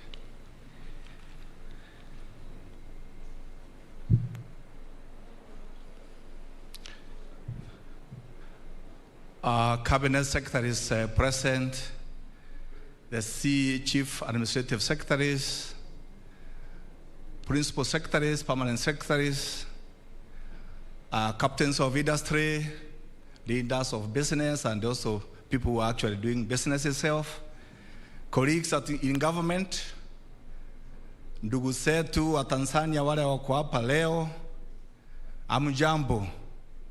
Amjambo tena. Good mornings. Mimi naitwa Moses Ikiara, Chief Executive at Can Invest. Na niko na dakika chache to present about opportunities in Kenya, and I'll go straight away. Next, I think kwa Watanzania wale wajangalia who have not seen Kenya, what we are doing in terms of economy. Our economy's GDP is about now $101 billion, 101. We have about close to 50 million people. Economy is very stable. Per capita income is about $2,000. So we are getting closer to our target of $3,000. For the last 15 or so years, our economy has grown at an average of 5.5, 5.6%. Next. Key question is why to invest, why should invest in Kenya? I know in our records we have about 30 companies investing in Kenya, Can Invest records, and would like more to invest. So the reasons are, many reasons, I'll be quick. The next one, first one is the economy. Business people, the bottom line is the economy. How strong the economy is, we've indicated we've been growing very strongly. But even more important, we want to grow at a double digit and sustain growth at more than 10%. So the economy is very diversified, as you can see from this chart. And we have also a very, very strong consumer category in the class. Next. The next reason is there's already a lot of investment. There's a very strong business ecosystem. We pride ourselves on this because if you go there, you are looking for a partner, you are looking for people to supply you, to support in your supply chain, you won't get them.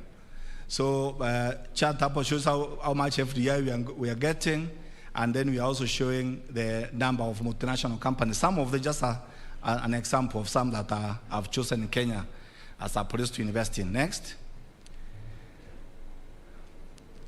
The other reason why we should invest in Kenya is because in Kenya we take the quality of business as an important matter. All the way from top in government, cabinet committee that is tracking what's happening on the business environment, and going down to our agencies. We take business environment very, very seriously. It's not a complete job yet. We're still improving, but we've done well. The focus is there.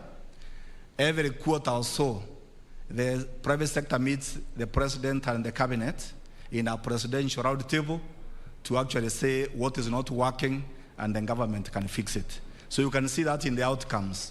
The ease of doing business index from the World Bank, we've improved from around 170 in 2012, the rank of 170 to 56 currently. And you look at any other indicator, whether you are looking at logistics and you are looking at the quality of public institutions, and global competitiveness index, I think it shows what Kenya has done. Next. These are some of the accolades, what other people say about us. One of the things we are very happy about is being, for the last 5 or 6 years, #1 in the world in financial inclusion because of mobile money. We're very proud about that. We know Nairobi is a capital of, entertainment capital in Africa. So if you want to do business and in an environment where you can also mix leisure and business, Nairobi is it. It is. And there are many other accolades. Next. Another reason why we should invest in Kenya is because government has negotiated very, very good, very strong market access. we estimate the deals, preferential deals that the government has negotiated, from ESC to AGOA to deal with the EU and many others, it's worth about, it covers about 1.4 billion people around the world, and they're worth about $29 trillion. So it's a big market, and that process is continuing. That is even why we are here today. I think you can see the range of products we are really exporting, and where we are exporting to. Next. Now we come to Kenya and Tanzania. Both of us are strong brothers. In this room, I know people we went to school with in Europe or elsewhere. We are really strong brothers, good neighbors. This is a trade between our two countries. You find the blue is what Kenya is exporting to Tanzania. The orange is what Tanzania is exporting to Kenya, and the gray is a balance. I think this chart, what it shows you, ni kwamba kwa sasa ile biashara, what we are exporting to Tanzania and what Tanzania is exporting to Kenya is more or less equal. Yeah? So we are doing almost equal business. But we are doing only about 3 billion shillings every year. The key message I want to say is good to have a balanced trade, but it's not enough to be happy with 3 billion a year. We need to double at the triple it. And I believe that's why we are here today. The range of commodities we are trading in are not many enough. I think we need to strengthen that so that it's a win-win arrangement. Next. Then regarding investment, as I said, we know in our database, we have about 30 companies from Tanzania who have invested here.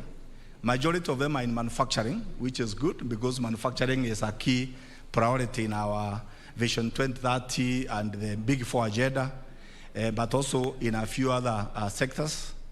The potential job creation about slightly more than 2,000. We need more. We want more Tanzanians to come and do business here. I think, as I said, our economy is rich. You can get Kenyans to partner with. And I think it becomes a win-win for everyone. Next. The other reason why you should invest here is that your investment is safe. From international instruments that Kenya has signed, to the track record of Kenyan government since independence of protecting private property, to the guarantees in the Constitution and the Foreign Investment Protection Act, which was enacted in 1964, immediately after independence, just shows you how seriously our government takes care of private property. Next. The opportunities now, very quickly. So the Vision 2030, that is our roadmap, that's the agenda.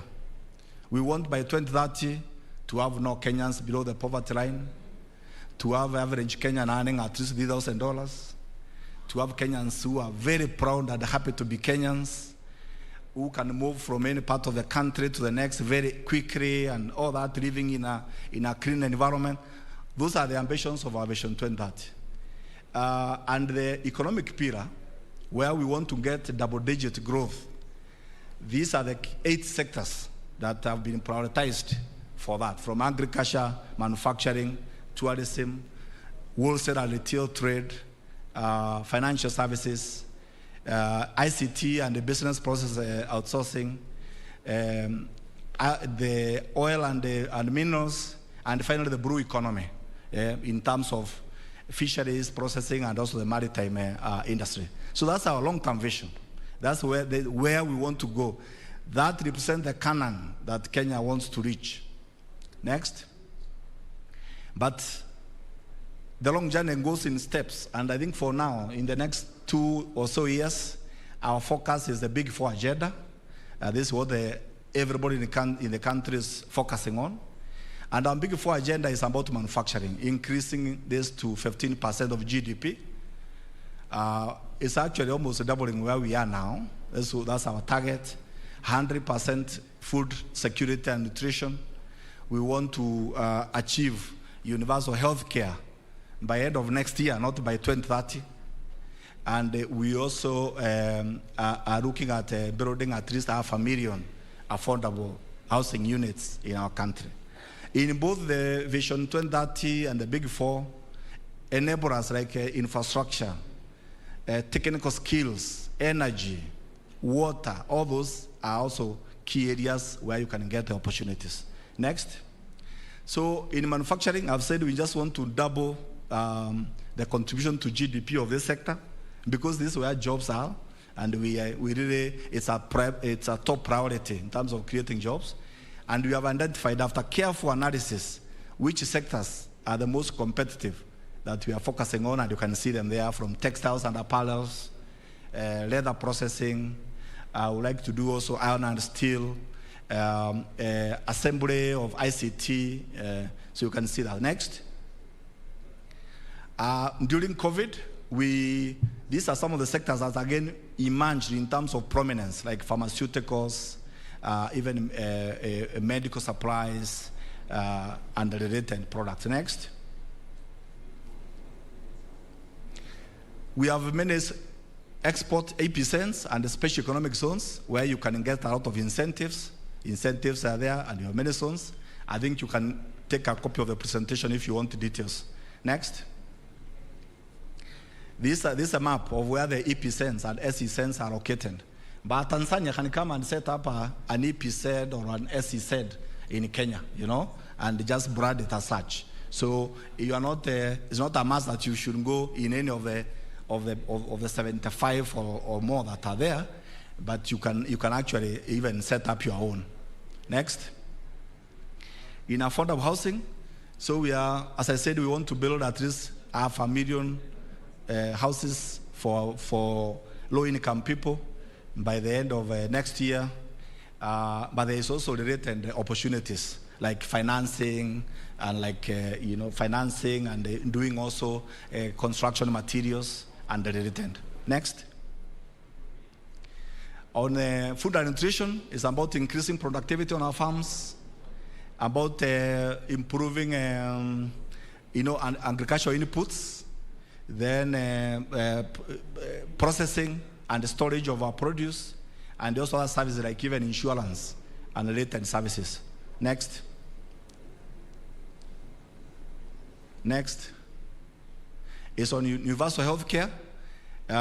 We would like by the end of 2022 to have all the Kenyans without having a good medical cover, and that requires a good innovative insurance programs and building of health facilities, and even e-medicine, telemedicine, so that you can be able to reach a lot of the people. Next.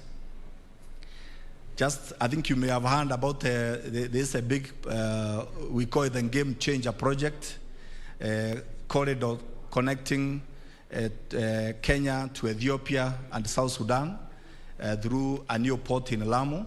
And I think the first berth of this port is going to be operational from next month. So it is already happening. So and you can see lots of opportunities in that corridor. So you can also position yourself as Tanzanians and do business here with a view even to reaching Ethiopian and South Sudan markets and beyond. Next. And this is our response to the Silicon Valley. We have the Silicon Savannah, 5,000 acres of land for ICT, the cutting edge link between research and development and the production. It's already, all the infrastructure has been built. It's only about 50 kilometers from Nairobi here. You can be able to actually take up land there in very concessional terms and set up your business. Next. So in the blue economy, we talked about fisheries, value addition, shipbuilding, water transport. These are the opportunities we have. Again, you could be able to consider. We can give you more details for those who are interested. Next. In the energy sector, from transmission to distribution systems, off-grid solutions. If you want to set up power supply in areas that are not connected to national grid. Those are the hottest areas that you can do that. But even feeding to the national grid is possible, and the opportunities are available. Next, in tourism, you all know that we now getting about 2 million international visitors every year. Our potential is more than 5 million. So you can imagine, if we go to 5 million, the opportunities we have from accommodation to development of new tourism products, development of complete circuits. And this is one area where we can strengthen cooperation between ourselves and Tanzania, so that we have just like we can have regional value chains for very effective manufacturing. We can also have regional value chains for tourism, where you can have a good circuits that cut across the two countries. Next. So to get started, we are there for you. Our motto is investor is king or queen. So come and see us. We serve you. All the agencies, ourselves and agencies landing the EP cents and SE cents and all the other government regulators, we have formed ourselves into a team Kenya to give you a very efficient service that will make you, be happy. These are the services you get at Can Invest. Next, we have a one-stop center, so now you don't have to move from one office to the other to get to register your company or get registered for tax purposes. We can get all this in one place. Next, we also have digital platforms for those who want to do remotely. You can find opportunities in e-opportunities. You can also see the transparency of how to do the procedures of doing business. It's in e-regulations. We have now almost 260 procedures that you can just click and you're able to see what needs to be done. And then you don't have to think that you must pay a bribe or you must really go up and down to do it. You are empowered through this platform. Next.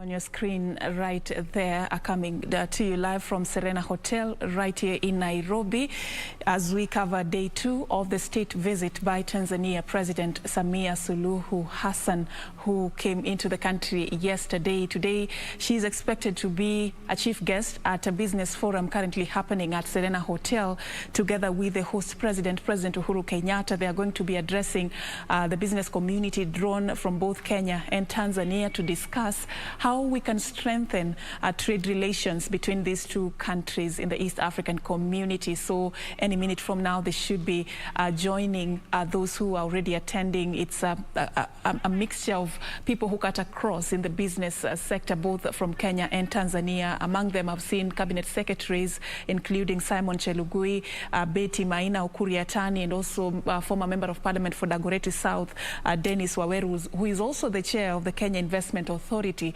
just to discuss matters on how these two countries can exchange ideas, can deal with the trade barriers that we have been having in the last few years, and also to see how to tap opportunities that we both have in the East African community in matters agriculture, tourism, talk of the issue to do with opportunities that really can benefit us as Kenya and also as Tanzania. We'll be talking more about how this relationship is going to be beneficial for both countries later as we cover this particular proceeding for you. But we are also following in very keenly on the country's search for the next Supreme Court judge.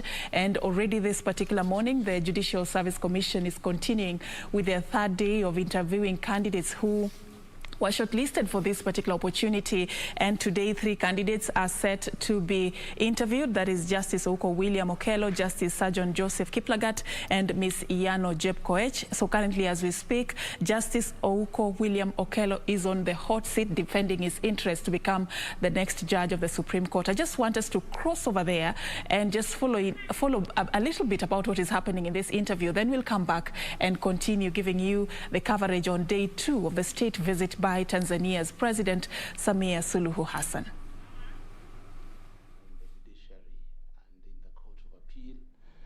Where you strive always to bring people together, to resolve conflicts, to be able to see other person's point of view, to be patient, to listen, and to be slow to talk back.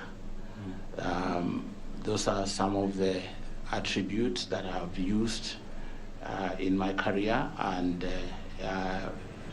if I'm honored to go to the apex court, the same attributes will not change. Okay. Now, the other question is that, looking at your career,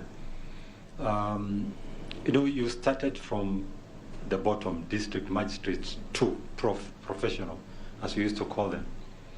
Now, you've grown through the ranks, Of course, on merit, you've earned all the way. There are many lawyers who would opt to go to private practice because it was easier to make money faster. There are those who sacrificed and decided to be in the judiciary, others, government, and others. Now you'll be going to the apex court, and it's the dream of every legal practitioner to end up, because that's the highest court. Whether it's in the US, whether it's UK, whether it's Kenya, that's the ultimate. Now, tell me, what is this impact? Because I don't want it just to be that umefika, that kind of like now you self-actualization, you've reached the apex. What is this impact, one single impact that you believe you'd want to make in that court now that you'll have reached more or less where every other person dreams to be in the legal profession? Yeah, thank you, Counsel. Some of us joined the bench because we wanted to serve. There wasn't pay to talk about at the time we joined. And as you join the bench and ask any magistrate today what they aspire to be, when you join the bench and that's where you want to spend your time, you have not joined it for any other reason, your eye is on the topmost court and on the topmost job, the Chief Justice and the Supreme Court. And so it is the journey I have traveled. Excuse me. I've tried to do it on a very straight line, no cutting corners. And so should I be lucky to reach the top court, the way I have conducted my matters, the way I've related to colleagues, is the same way that I will conduct my matters and relate to my colleagues.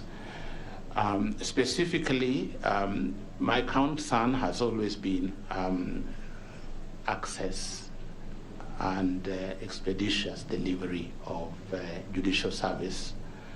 I know the Supreme Court doesn't have a backlog to talk about, but the focus, because we'll be working, God willing, as a team, is to ensure that the court becomes real time, to ensure that the pending matters, I know there are reasons why they have backlog in that court, the numbers and conflicts, some judges having had those appeals from the High Court, is to reduce that backlog by deliberate case management so that the court becomes real time, so that a matter filed this year is heard this year.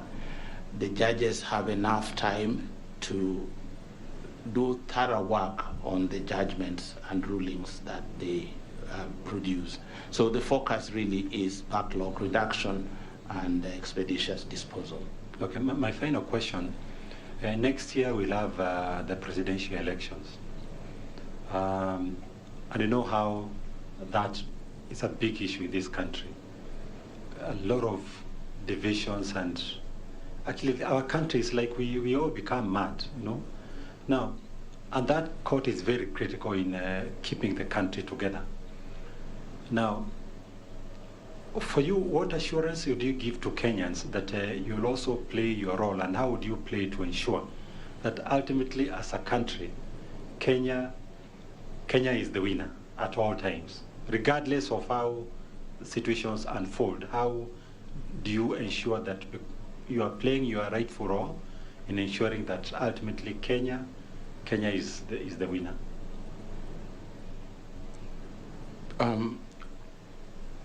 We have seen divisions previously, and Kenyans are very quick in labeling judges whenever they make divisions, not just in the Supreme Court, but even in the other courts, labeling them to be supporters of certain political groupings, labeling them ethnically. And so, as a judge, the oath that I take to defend the Constitution, to do justice without favor, affection, or ill will, is going to be the flag that I will carry. That it will not matter who or what. The bottom line is justice must be served to the best of my ability. Thank you, my lord, and I wish you well. Thank you.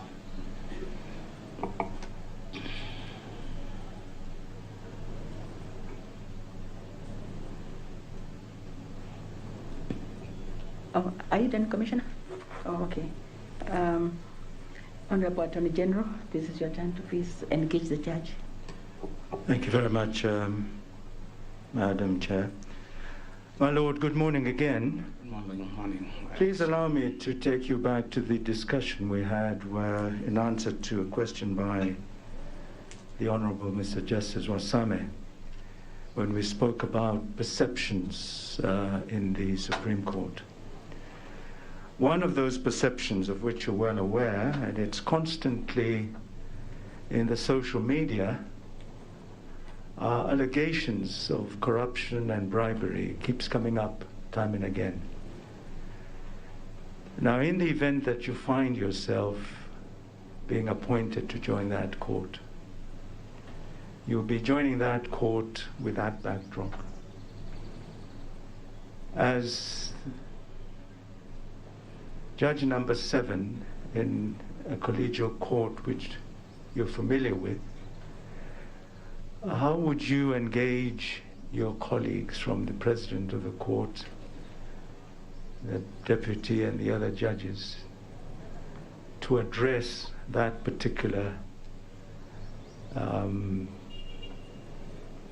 problem in the court? Thank you, Mr. Attorney. Perceptions, because the work we do as judges, as courts, cannot be equated to a football match between two teams, where sometimes people win, sometimes it's a draw.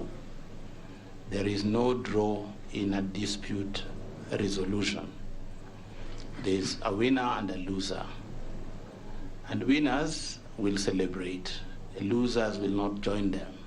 Losers will look for excuses why they lost. And so there are those murmurs that decisions are made on account of other considerations other than merit. There has never been any specific case, because then we would be having people before EACC and court. But that is not to say that these rumors are just rumors. If there are rumors, then we must find out what is causing these rumors. And I know in the strategic plan of the Supreme Court, they have identified interventions to address these perceptions. training. They've talked about engaging each other, just as you have suggested, just talking and finding out where are these gaps that make people think that we are on the take. And so if I'm lucky to join the court, it is a conversation that I think can be taken forward as the court reviews its performance for the last 10 years. A conversation among ourselves helps. Like in our court, we talk about these things very, very openly, and we keep reminding each other that we are lucky, first and foremost, to serve in the second top court, in the Court of Appeal. And secondly, that the government has invested in us in terms, and the people of Kenya, in terms of our salary, in terms of our allowances and other benefits, that we should not be susceptible to any corrupt temptations. Thank you very much, my Lord. Moving on to another aspect on judicial independence. The threat to judicial independence, as you know, my Lord, is usually understood and associated with external pressure from either the executive or the legislature. But having served in a collegiate court, you are also aware that there can be pressure from within the court itself and the colleagues you'll be working with. How have you balanced, on the one hand, the aspect of collegiality, and on the other hand, your independence as a judge in making decisions? Thank you. Independence of the judiciary, all the time when we talk about it, the focus is on the other two branches of government. We also ought to be independent of each other. There may be instances where a colleague tries to influence you, or even where a member of the family or any other person out there, a friend. In a collegiate court, you have to be very open with each other. You have always to disclose your interest. The interest that you need to disclose ought to be something like, I dealt with this matter at some point only on a preliminary stage. It cannot be a disclosure that I've been approached by so and so, because in that case, then that will be the end. And so there ought to be openness as a college of judges to discuss things openly. And how, my Lord, would you deal with that aspect, bearing in mind that you're only 7 judges and you may be compelled on occasion to invoke the doctrine of necessity? So you're conflicted on the one hand, but the doctrine of necessity dictates otherwise. How would you deal with that sort of situation? The doctrine of necessity, if we were to go back to history, its origin in common law, that you are permitted to commit a crime in order to save a worse risk or calamity. It was developed to save situations And the examples that are given are many. For instance, if it is illegal to drive without a driving license, but you have a patient who is in an accident situation, somebody who is going to die involved in an accident. So although you have no driving license, but to save this life, you will break the law by driving this patient to the hospital. That's necessity. And the same principle, therefore, applies, so that although we have this conflict, but we are only 7, the fact that we know, the fact that you have disclosed it, we will now keep an eye on you as we go along. Thank you very much. And finally, Honorable Judge President, again, in the event that you are appointed to this court, you find yourself being invited to a workshop, an induction and bonding session with your colleagues, the other 6 judges of the court. And you're invited to make a contribution to the agenda for that bonding workshop. What items would you want to see, would you yourself suggest for that very first meeting where you're going to have an opportunity to discuss matters of the court with your colleagues? What 1 or 2 items would you have on that agenda? And what would inform that, my Lord? And that would be all from me. Thank you, Mr. Attorney. The first session is bonding and orientation. From what we have been discussing regarding that court since this morning when the interview started, I'll have agenda to do with the jurisprudence.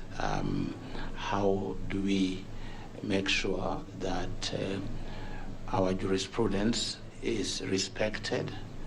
How do we make sure that this court remains together as a collegiate court? I'll also put in that agenda the issue of dissenting opinions, and finally the timelines for delivery of judgments and rulings, because I get the sense sometimes that from what I read in the media, that although the timelines for delivery of judgments and rulings is 90 days according to the Supreme Court Act, and I think the rules as well, that there are judgments on notice is a practice that perhaps, if it is existing, is a practice that needs to be looked at again. I am most obliged, my Lord. That'll be all from me, Chair. Thank you very much. Thank you very much, the Attorney General. Now is the time for Commissioner Kishohi to continue the questioning. Thank you, Chair. Judge, good morning again. Good morning. I want us to focus on 2 issues. I will be very brief. As a state officer in the Supreme Court, and I want us to reflect on Article 10 of the Constitution on national values and principles of governance. And one of the principles and the values under that article is the promotion of national unity and patriotism. In your view, how will you promote that value as a state officer, as a judge in the Supreme Court? National unity and patriotism, those 2. National unity, patriotism, and you are a judge, it can only be through your judgments and your decisions. They should reflect that you are truly a patriot, and they should also reflect that you are alive to the need of having the country united. Mm-hmm. In the event of matters of public interest, national importance, does it matter? Of course it will matter, because if we close our eyes in some of these matters, and remember last time I was before the Commission, I gave examples of decisions that we have made as a judiciary that have far-reaching consequences on the economy, on the development of this country. And so, yes, that will also matter. Very good. Chair, I got something else. In this case, I'm focusing myself on the strategic plan for the Supreme Court 20 up to 2024. And two of the objectives there relates to the staff, enhancing staff skills and competence as one of the strategies that they need to realize between year 2020 and 2024. As a judge in that court, how will you be able to assist the court realize that objective, enhancing staff skills and competence? Two things you do.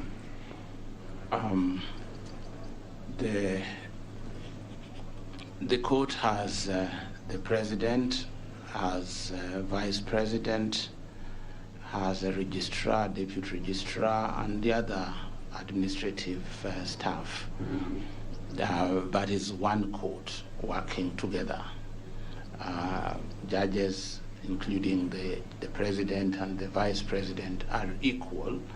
And being one family, we obviously have a forum where we can provide some of the solutions. And I believe the strategic plan focuses on training of staff, and also on provision of tools of trade. What do they need in order to deliver? Okay. They also have, in the same strategic plan, a provision to provide a safe, conducive working environment. That's one of the challenges, and they want to address that within the 2020-2024 plan. How will you do that? Safe, conducive working environment. Yes. I haven't been to the registries, and this is in relation to staff, but I know this building, you can't describe it as conducive, even for judges. It lacks basic things like washrooms. The registries are squashed. And so they have a strategic roadmap on how to address this. In that plan, they have proposed that the court gets its own premises, a building, where all the facilities, suitable facilities, will be available. So how will you assist them get that? If they haven't gotten already, it is really just to look for land. We did in the Court of Appeal through, of course, the Office of the Chief Justice and the Chief Registrar, and we got land. Again, to the Treasury, we got money, which we were meant to have started building, or design work is complete. So again, really it's just to get land, and even where we are sitting today can be land that can be used to build a proper Supreme Court. Okay. Finally, Madam Chair, Honorable Judge, under the medium-term program 2018-2020, and this is about judiciary whole, there's a flagship program under Vision 2030. Are you aware about that program? Vision 2030, yes, I am. So why is that in terms of the judiciary under the medium term 2018-2020? Where are we? I know there are three key areas in the medium term: the social, political, and economic. And the judiciary falls in political, not known how. And we have undertaken to ensure that the rule of law is realized. I can say that if I was to give out of 10, I would give 3. 3 out of 10. Because a rule of law means that everybody is obeying the law.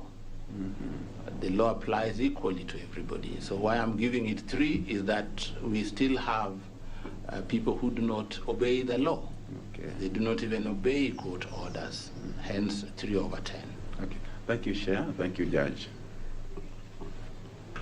Thank you very much, Commissioner Gishohi. Now I would request Commissioner Koskei to ask his questions. Thank you, Chair. Good morning, Judge. Good morning, Commissioner. Yeah, I have 3 questions. I wanted to pursue still on the issue of the value that you are going to bring into Supreme Court. You said you don't want to criticize the office that you are joining for obvious reasons. And you also responded to Macharia that I think you will work on the issues of speeding up the work of Supreme Court, which is commendable. I wanted us to focus now on your wealth of experience in administration. You've been in judiciary for 34 years. There's no office that you've not run in this institution, except some few perhaps. And therefore, I really wanted to know what other value that will boost delivery of service in Supreme Court, or on the side of your wealth of experience in administration. Thank you, Commissioner. I emphasize again that from my time as a magistrate, working in this same building, working in various courts in the country, in the High Court, and currently in the Court of Appeal, where I've been privileged to lead my colleagues. I believe in one thing, in consultation before decisions are made. I have worked in these courts with people who are senior to me. When I worked in the only place I worked in the High Court where I was alone was Malindi. Thereafter, I worked in Meru under a judge. I worked in Nakuru under a judge. And I worked in the Court of Appeal under the President. And it is normally my approach to contribute whatever knowledge I have on how to improve the administrative aspect of the courts. So for instance, I worked in Nakuru under the former Chief Justice and 2 others. So I was actually again the mono, as was said earlier. But of course, because of my background, I was able to agree as a team with my colleagues that certain things ought to be done in a particular way in order for us to maximize on our service delivery.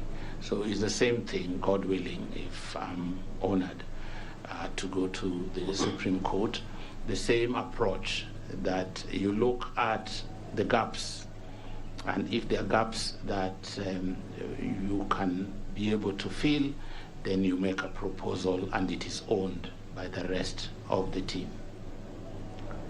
Thank you. My second question is on how we can position judiciary in helping the country in economic development, economic growth.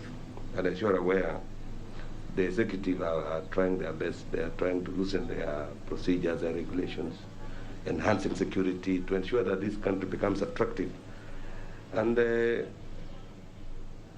Parliament also are trying to, to enact laws and statutes that will also speed up investors coming in and, to help us in sorting out most of these social problems that we have.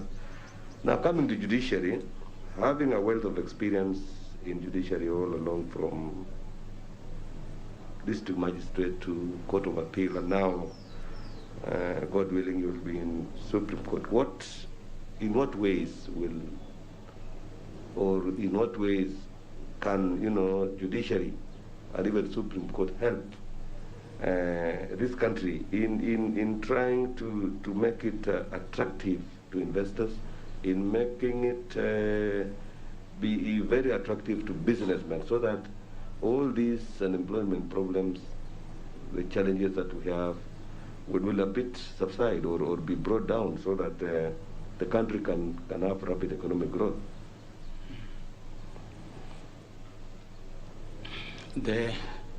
A survey that was conducted by World Bank some 2 years back, I think, on ease of doing business has shown that Kenya has risen from where it was in Africa and in the world. In Africa, I think we've gone down from, position 4 to 6. But across the 190 countries that were surveyed, Kenya has gone up quite a bit. And that rating has been credited on the work that the executive has done through the Office of the Attorney General, the registration processes and all that, the laws that Parliament has passed, or the two houses. And then, of course, there is a bit of indictment again on us in that report. One, that it takes forever for cases to be determined, and two, that the orders we give sometimes, be it an injunction regarding a land where an investor wants to put his money, sometimes are given ex parte, delaying mega projects. And so there are questions that we need to address. And this is what I keep saying, that it is not good to have an efficient executive and efficient legislature and the most inefficient judiciary by the way we distribute resources. The judiciary is, to use this strong word, retarded because of the way it is treated. For us, all of us to march, the three arms, to march together in unison to achieve these goals, there is need for equity. If the executive gets nearly 1 trillion in its budget, of course, the executive is very big. Parliament gets 37 billion, and then you give judiciary 17 billion. Then you can see why we cannot walk in the same at the same speed. So you're saying that it is lack of finances that is just support generally, so that they can just support. For instance, not just finance. I mean, right now we are not able to, in the Court of Appeal, and I believe other courts, to function to our optimum because of the number of judges. Okay, thank you very much. My last question is on regional balance. It's a very emotive issue in this country. People think tribal, people think region. And I must say that You have many people in this country who have faith in your leadership and your work as a judge. I received so many when you came for this interview, and it was overwhelming. My Facebook, my Twitter, saying that Uko is the man. And when we unveiled the candidate for Chief Justice, also my friends from east of the mountain were very excited and saying thank you for delivering a seat for us. And thereafter, even yesterday, I got a lot of calls, messages saying that it is our turn. Our region has to get. You have 3 today. You have Justice Huko, you have Selgon, and you have Yano. You have to give us 1. Talking as now the West. And when you look at Article 232, it says that we need to ensure that regional balance, diversity, communities should be involved in it. How do we do this? Because it looks like it is just written, but it has become very difficult to implement in a way, because to prescribe a way of doing it seems not to come out. But everybody, in every function, in every stage, people talk about it. How do we do it so that our people in this country get to know that we look at integrity, we look at competence, and then we look at suitability as is stated? And how do we ensure that we really sort out this issue of regional balance that is coming out in everywhere, even in Parliament when they are electing even chairmen, everywhere? What is your view on how to sort it out?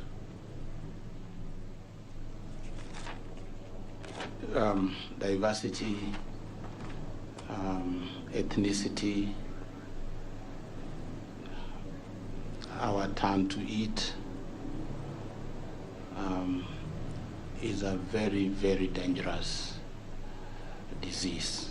Very, very, very dangerous.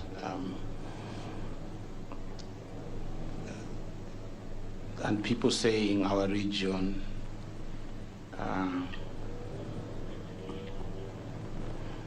I really don't have a prescription.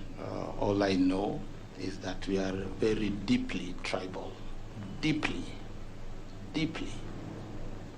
Even in this commission, deeply tribal. And I want to leave it at that. Thank you, Judge. Thank you, Chair. Thank you very much, Commissioner Koskei. Commissioner Honorable Onwade, please wrap up this session. Thank you, Chair. Judge, I don't have very many questions. I want to start off with one question that is simple but may also be quite hard. What I want to ask you, how do your colleagues in the Court of Appeal describe you?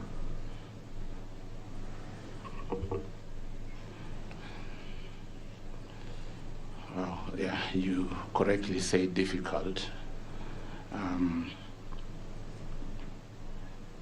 Maybe from rumors, because people describe you not to your face. Of course, they say nice things for you to hear. They say many nice things, like Commissioner Macharia said, humble, you are a team player. But behind me, they think I push them too hard. I'm a slave driver. And sometimes I go out of my way to seek results, and not just results, immediate result, excellent result. So I don't know whether it's a good thing or a bad thing, but of course, sometimes I realize that I'm pushing them, and so sometimes I slow down and consult them.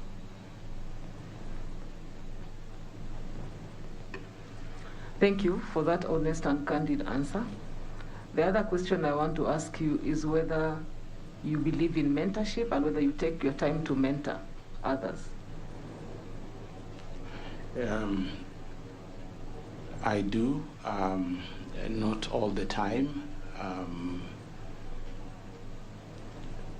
I can say when I was in the High Court, whenever we had, in all the stations I served, students from the university who came to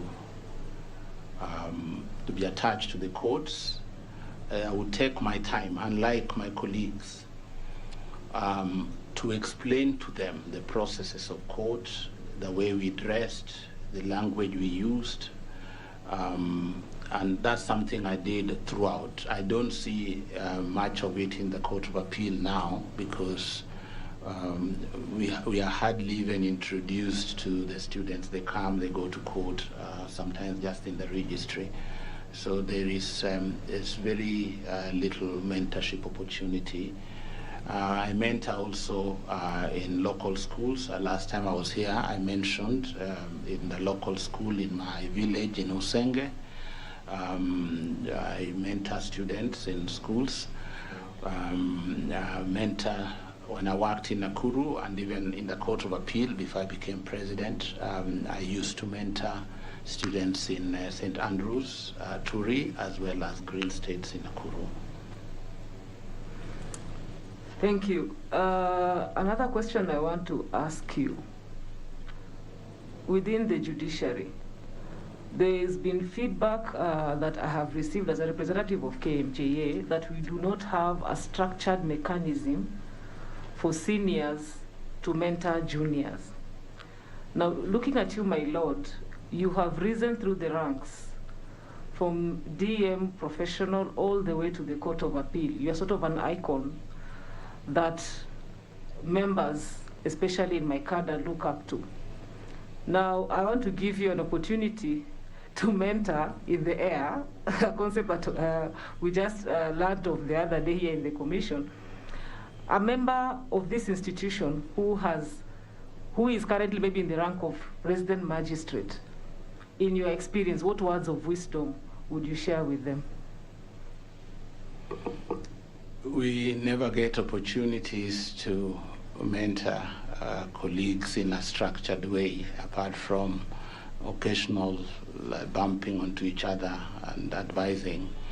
But there's need, as KMJA in the past, the current one I can't describe.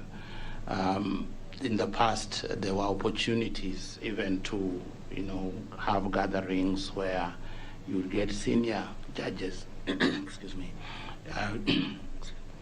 who would come to talk to magistrates and encourage them to show them that it's possible. And so on this occasion, since I do not have any other platform, and as you've requested, is to tell that RM that I was a DM, one level below him or her. And through hard work, through integrity, and through being very sensitive to the people you serve, you can rise. You can rise and be anything in this judiciary. Just keep to a straight line, do your work, and you will reach. Thank you very much, Judge. I wish you well. Thank you, Chair. Thank you. Thank you, Honor. Lorna, this is the end of this interview, and on behalf of the Honorable Commissioners, I want to thank you for coming for the second time and engaging with us, and we wish you all the best. I don't know if you have anything to tell us, Your Honor. Really just to thank you, Chair, and the Commissioners for this second opportunity. I also want just to wish you all the very best as you come towards the end of this very grueling exercise. If it has drained me this way, I don't know how much you have been drained, but I pray to God that you still maintain some strength as you conclude this very, very important exercise. Thank you. Thank you very much, Your Honor.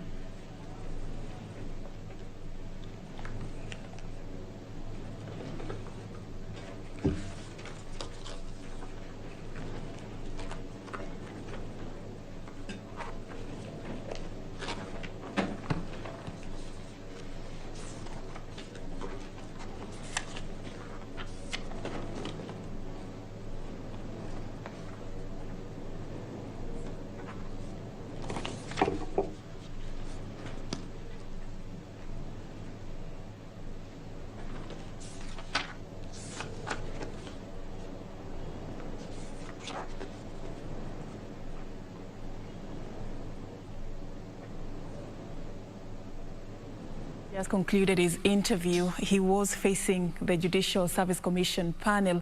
He is among the 7 candidates who are being vetted to fill the position of Judge of the Supreme Court. Today also lined up 2 more candidates. It's the final day. It's an exercise that began on Monday. 2 candidates who were vetted on Monday, another 2 yesterday, and today 3 were lined up for this interview. So later on, in just a few minutes, Justice Sergeant Joseph Kiplagat and Misiano Jepkoech are going to be facing the Judicial Service Commission panel, and we are covering that for you as well. So we'll be giving you details about this interview. Sarafina Robi has been following up this exercise for us since it began on Monday. But also today, it is the second day of the state visit by Tanzania, as Tanzania's President Samia Suluhu Hassan. Today on her diary, she's expected to be addressing a joint sitting of Parliament later in the afternoon at 2:30. And of course, before that, she's going to be engaging a business community drawn from both Kenya and Tanzania. Currently, it's a forum that has started at the Serena Hotel, and she will be doing this together with her host, President Uhuru Kenyatta. The 2 will be the chief guests at this particular forum. Later, President Samia Suluhu will be addressing a forum of women, executive women in business as well, before going to Parliament in the afternoon. So that's what is lined up for you concerning this trip. And yesterday also, as soon as she jetted into the country, we saw her go to State House, where she was received by President Uhuru Kenyatta, and the 2 addressed the members of the press after they had their bilateral talks. And she was later treated to a state dinner. A lot emanated from that conversation that they had at these bilateral talks, and that forms our conversation this particular morning that centers around cementing the relationship between Kenya and Tanzania. Joining me to have this very important conversation is a panel of 2 gentlemen with very deep expertise in international relations. I'm having on set, I'm having Wilfred Muliro. He's a governance expert and also a lecturer of international relations. And of course, we are having as well Kenneth Okwaro. Kenneth is an international development specialist. Thank you so much, gentlemen, for creating time for us this morning. Thank you. All right, I'll start straight away by just looking at what has emanated, since yesterday. And just as an opening remark from both of you gentlemen, from the time Samia jetted into the country, how she has, been treated to this different, it's a series of events that we've witnessed. Your general reactions, because Kenyans had very, interesting comments to share on social media yesterday about her arrival in the country. Many saying karibu nyumbani mama. I don't know what you gentlemen have to say concerning this state visit. I'll start with you, Wilfred. Oh, thank you, Safim. Always a pleasure to be here at Channel 1. I would say this, that all over, I think people are excited that now, not just in Africa, but in East Africa, closer home, we have a female president.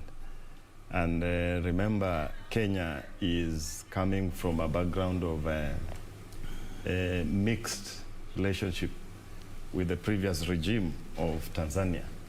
So there are many new aspects that thrill anybody observing the issue of Suluhu. That one, apart from the fact that she's a female president, calm and condensed, we could see new snippets that for the first time where the people in protocol must have upped their skills, that You know, a president alights and has to stop in a hotel room, refresh, and even change. And then the idea of having to change the ADs and assign a female AD, very thrilling, you know. And the fact that Kenya, the way she was received, reminded me of what the Chinese did to Donald Trump. You know, there was a dazzling, very amazing presentation from the airport to State House. And you remember when Donald Trump went to China, he even forgot that he's from a superpower country and looked like a young boy, dazzled, and the Americans were not happy. But for us on our side, I think it's a strategy in diplomacy and foreign policy that is growing very much. It was introduced by the Chinese. It's called the diplomacy of high-level visits, and it's normally done at the summit. It's either your president himself plays a role in a foreign policy implementation instead of giving it to diplomats. He visits countries. Or the other side that is the best is that you allow leaders from countries themselves to come on state visits, and therefore you perform diplomacy at the summit level. So there's a lot there that thrills everybody around in Africa and East Africa. All right. Kenya. Thank you so much for sharing that with us, and also even noting the change in the security detail. I mean, all focus is on her being the first female president in the East African community. I mean, there's a lot that people are reading from this, and for her to do that also is sending a very strong message that many are reading into. Okwaro, I'd like to just bring you in to this conversation as well. Just, you know, generally speaking, she was in Uganda just the other day, last month, and this trip to Kenya, how important is it for her? She just took office the other day, and we've seen her really taking charge, and she means business. How important is this trip for her? Well, yeah, I think the new president for Tanzania has gotten the ball rolling. She comes off an unfortunate event of the president passing, but the way things look now is like she's taken the wheels.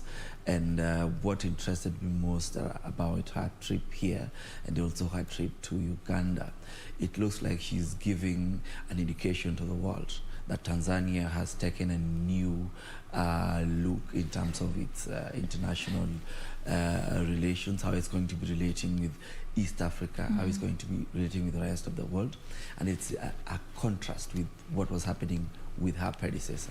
You can see that she's looking to get the country out there more, and by coming to East Africa, first of all, to the major countries in East Africa, to Kenya and to Uganda, who are, you know, strong partners in the EAC, she's giving that indication, and I think she's going to continue to do this more if her stance for the couple of days or weeks that she has been president is to go by.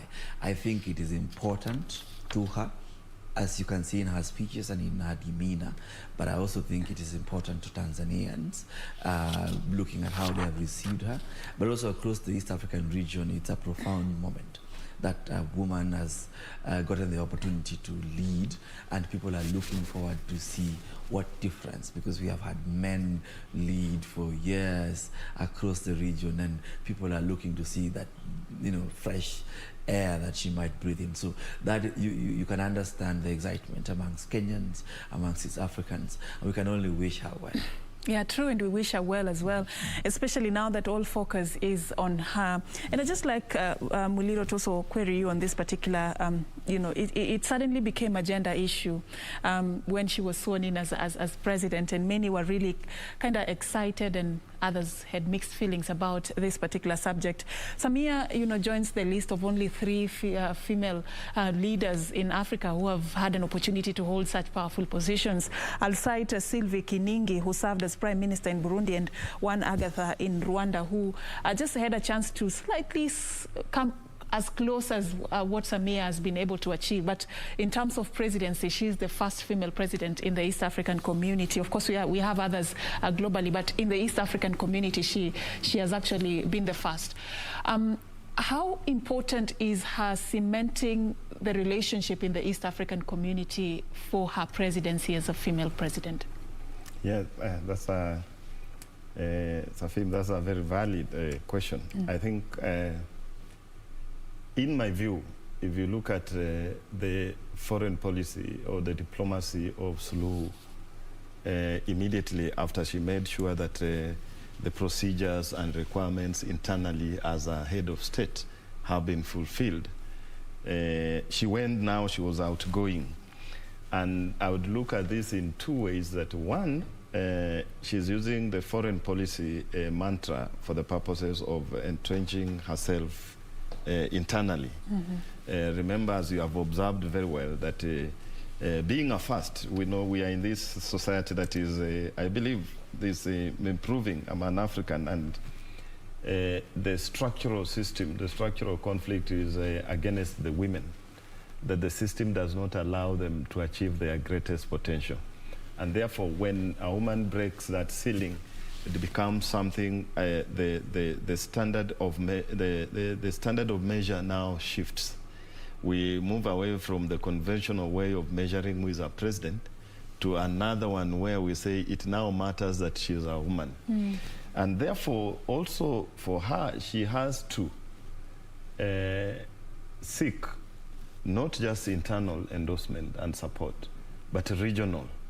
For this reason, that the second reason I'd mentioned, for this reason that her predecessor had taken a position of isolationism, and he was no longer a president of foreign policy.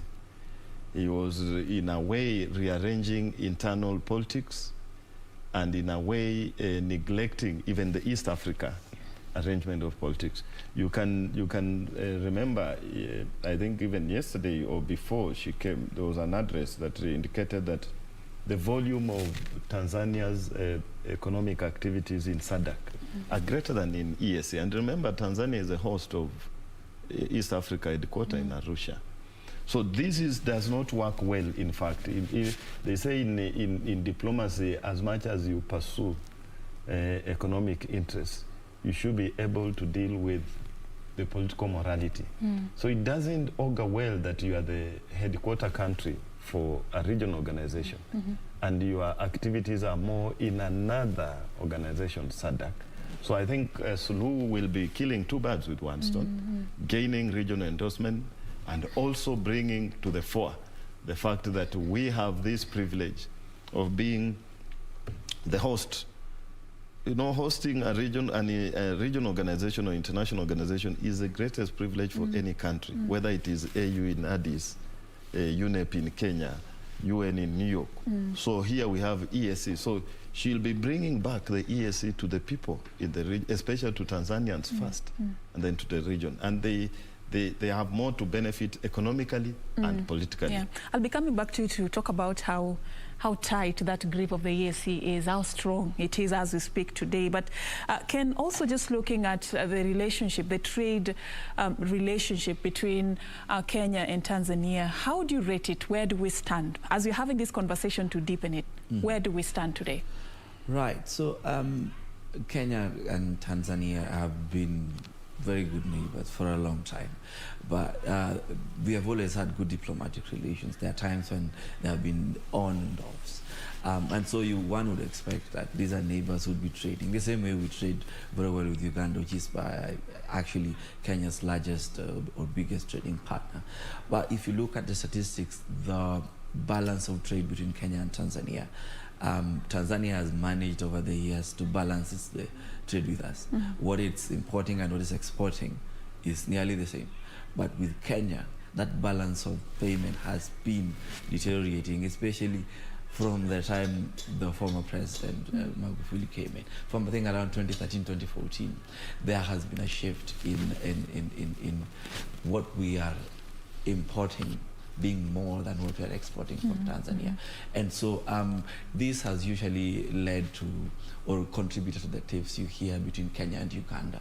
There is Kenyans burning stuff, the other side they are confiscating chicken or animals and things like that.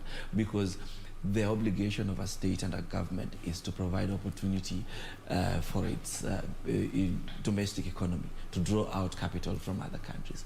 And therefore, if we are saying we have an embassy the other side, we send people to the East African Parliament, we are members of the EAC, but Tanzania cannot treat Kenyan products or Kenyan businessmen preferentially as it's supposed to be when they're in an economic bloc. Therefore, there is a problem. And so it is interesting to see the new president coming into Kenya. One, for me, is to mend those relations that you could hear in their speeches with President Kenyatta, saying, we want you to stop banning things here, and Kenyatta, our president, also saying, we also want you to stop doing blah, blah, blah. There are things that normally sound like they are banter, but it's almost like it's policy. The president is instructing people at the border in Namanga, and the other one is also saying, my guys do 1, 2, 3, 4 things. And so for me, her trip really, you can almost look at it from the perspective that as the person who is going to be becoming the new president in Tanzania, she's an economist, and she has the interest to develop that economy. And economically, if you look at that economy, it could be one of the biggest in the East African region. It has the biggest population, is huge, it is prospecting natural resources, it's a long coastline. So if you get a good economist president like she can be, who recognizes that she can develop the economy domestically, but it needs the international markets for it to thrive, then now you begin to see the contrast with what President Magufuli was doing. All right. Yeah. In the interest of fairness, Muliro, as well, how would you describe that graph, that relationship that we've had with Tanzania, you know, trade-wise, in the last few years? How would you rate it? Yeah, I would say it's a form of unhealthy competition between sibling rivalry that we allowed to some level, something that began as if it was ideological differences. You know, you remember Jomo Kenyatta and Nyerere, the capitalist-leaning Kenyatta, and then the socialist communist Ujamaa Nyerere. So Kenya was seen in terms of a very aggressive capitalist state system seeking for profits and justifying the means. So you remember even it's Nyerere who said that in Kenya it's a man-eat-man society. But then it is unfortunate that it now spilled into economic relations. Remember that the basis of integration normally in this part of the world called Africa is economic. The people relate economically, then now you follow. In fact, they say diplomacy follows the people. So when people are already, even if you hate Somalis and you say we are closing the border, people are trading. So you'll have to find ways of facilitating their visa and the rest. So, but for Tanzania, it's unfortunate that it got in that level, but it is being revived. I was listening to the language that they were using because of what I've just mentioned, that no matter how much the people, the regimes at the top, the governments do, the nations and the state itself remain constant. You will come in and go, and the people are there relating. So they started talking, insisting that Kenya and Tanzania is going now to revive the people-to-people relations. You heard that spoken severally. And then the next thing that you could have observed is that the Kenyan president now switched to the language of the home. And they were both speaking in Swahili, everything there, and saying we are brothers, we have common cultural and historical ties. I think cultural more, the people. We have more in common. Yes, more in common, even one language in that way. So we shouldn't stretch. And they have identified the problems very well. They say they are historical and we are changing them for the future. I heard something like that. And therefore we shouldn't allow the historical politics to get into the serious elements of economics.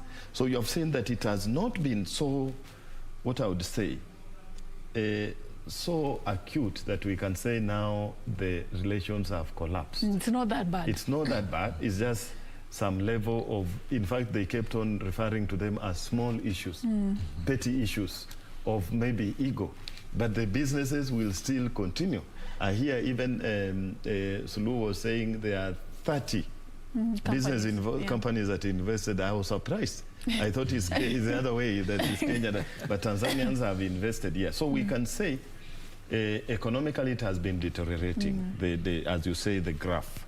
But there is room for it to rise, whether they like it or not. The forces of free market, the neo-liberal forces that they say, the free market economics, will force them. All right. To work and together. We'll talk about some of the proposals and how, the way forward, how do we then improve this relationship that has been not, going on so well. But just to highlight some of the things that even Muliro has brought out, what President Suluhu said yesterday as part of her speech in terms of the level of investment in both countries, which to me seemed a bit unbalanced. President Suluhu said that Kenya actually is ranked highest in the East African community in terms of investment in Tanzania, and fifth globally among all the countries.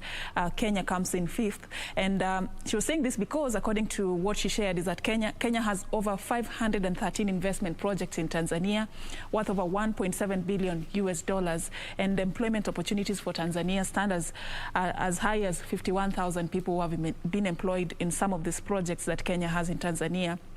Flipping the coin, looking at what Tanzania is doing in Kenya, she said Tanzania has about 30 companies in this particular country worth over 19 billion Kenyan shillings, employing over 2,600 people. So you can see this kind of imbalance. But actually she defended this position, saying she's promising to step up investment in this particular country. So how do we do that? And I'd like to just ask Ken that question and join it with one of the proposals, and we had them really insist that they are going to re-energize the Joint Commission for Cooperation. What is the significance of this Joint Commission for Cooperation? How will it change the narrative? And if you are sitting in this cooperation, what would be like some of your priority? If you look at the relationship between these two countries, what would you like to see as priority areas of focus as we re-energize this? Right. In international relations speak, normally people talk as though governments do business. Governments, in many cases, governments don't. It's ordinary citizens who have a company, who trade, who go to another place and set up a manufacturing plant, and they get things and they sell. So that's what we are setting up, or what we are re-energizing, to me, should begin to get businessmen here and in the other country to meet and see areas where there are places where there can be joint investments. It should be for exploring new opportunities for investment.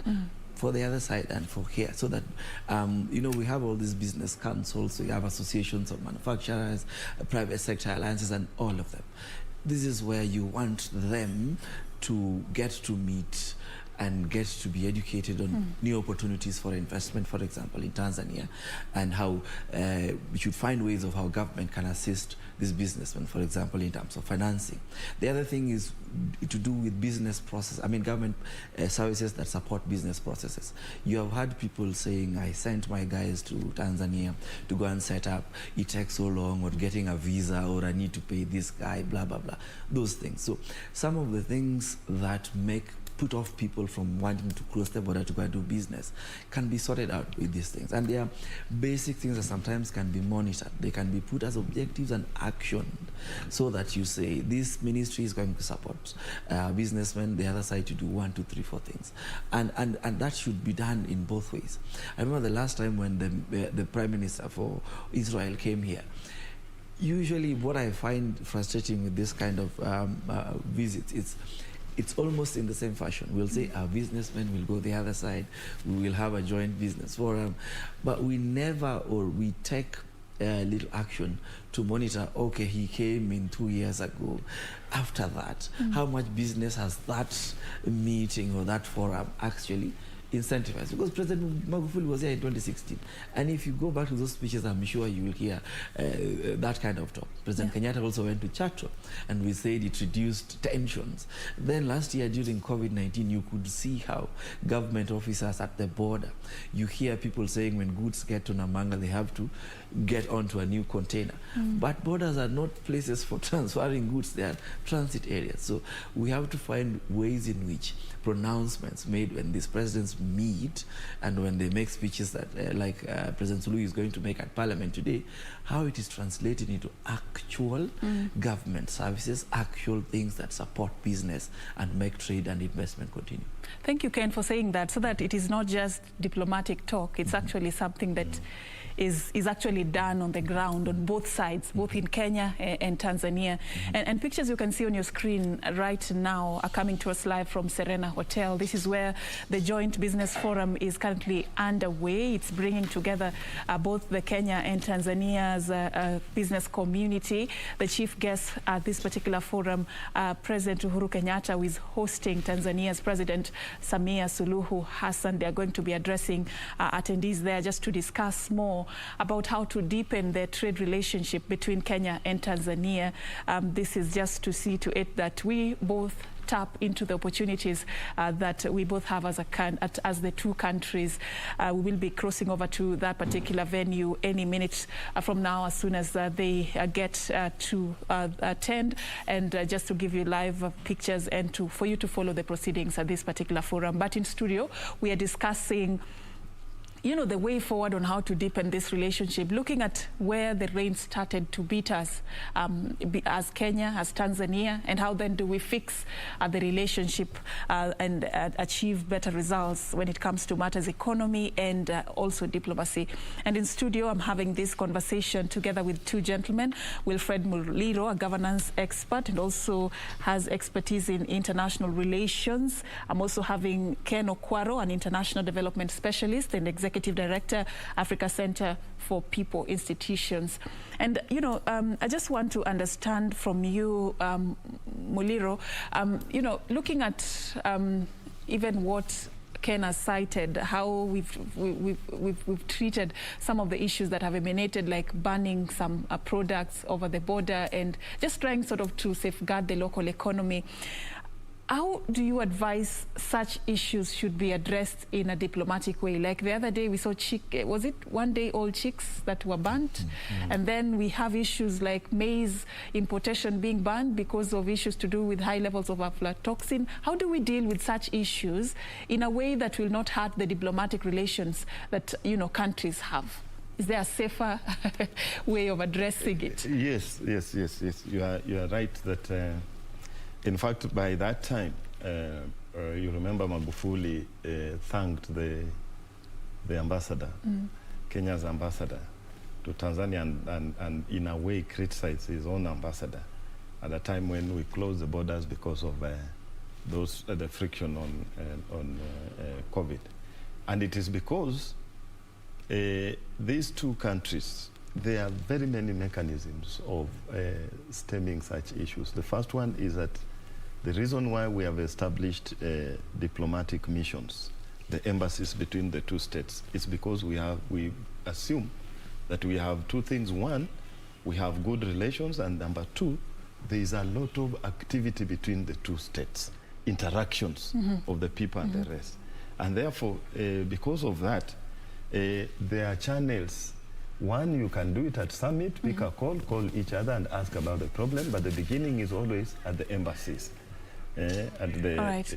I'll just sorry to cut you short. I'll cut you short there. But as we can see, already President Uhuru Kenyatta is making his way, onto the podium there. He's among the chief guests who are going to be addressing this joint business forum, joined there by Tanzania's President Samia Suluhu Hassan. The two heads of state are going to be addressing this particular forum just to discuss more on how to deepen the relationships between Kenya and Tanzania. We'll just now like to hand you over to that particular forum, and then we'll come back and discuss and dissect more issues that are emanating.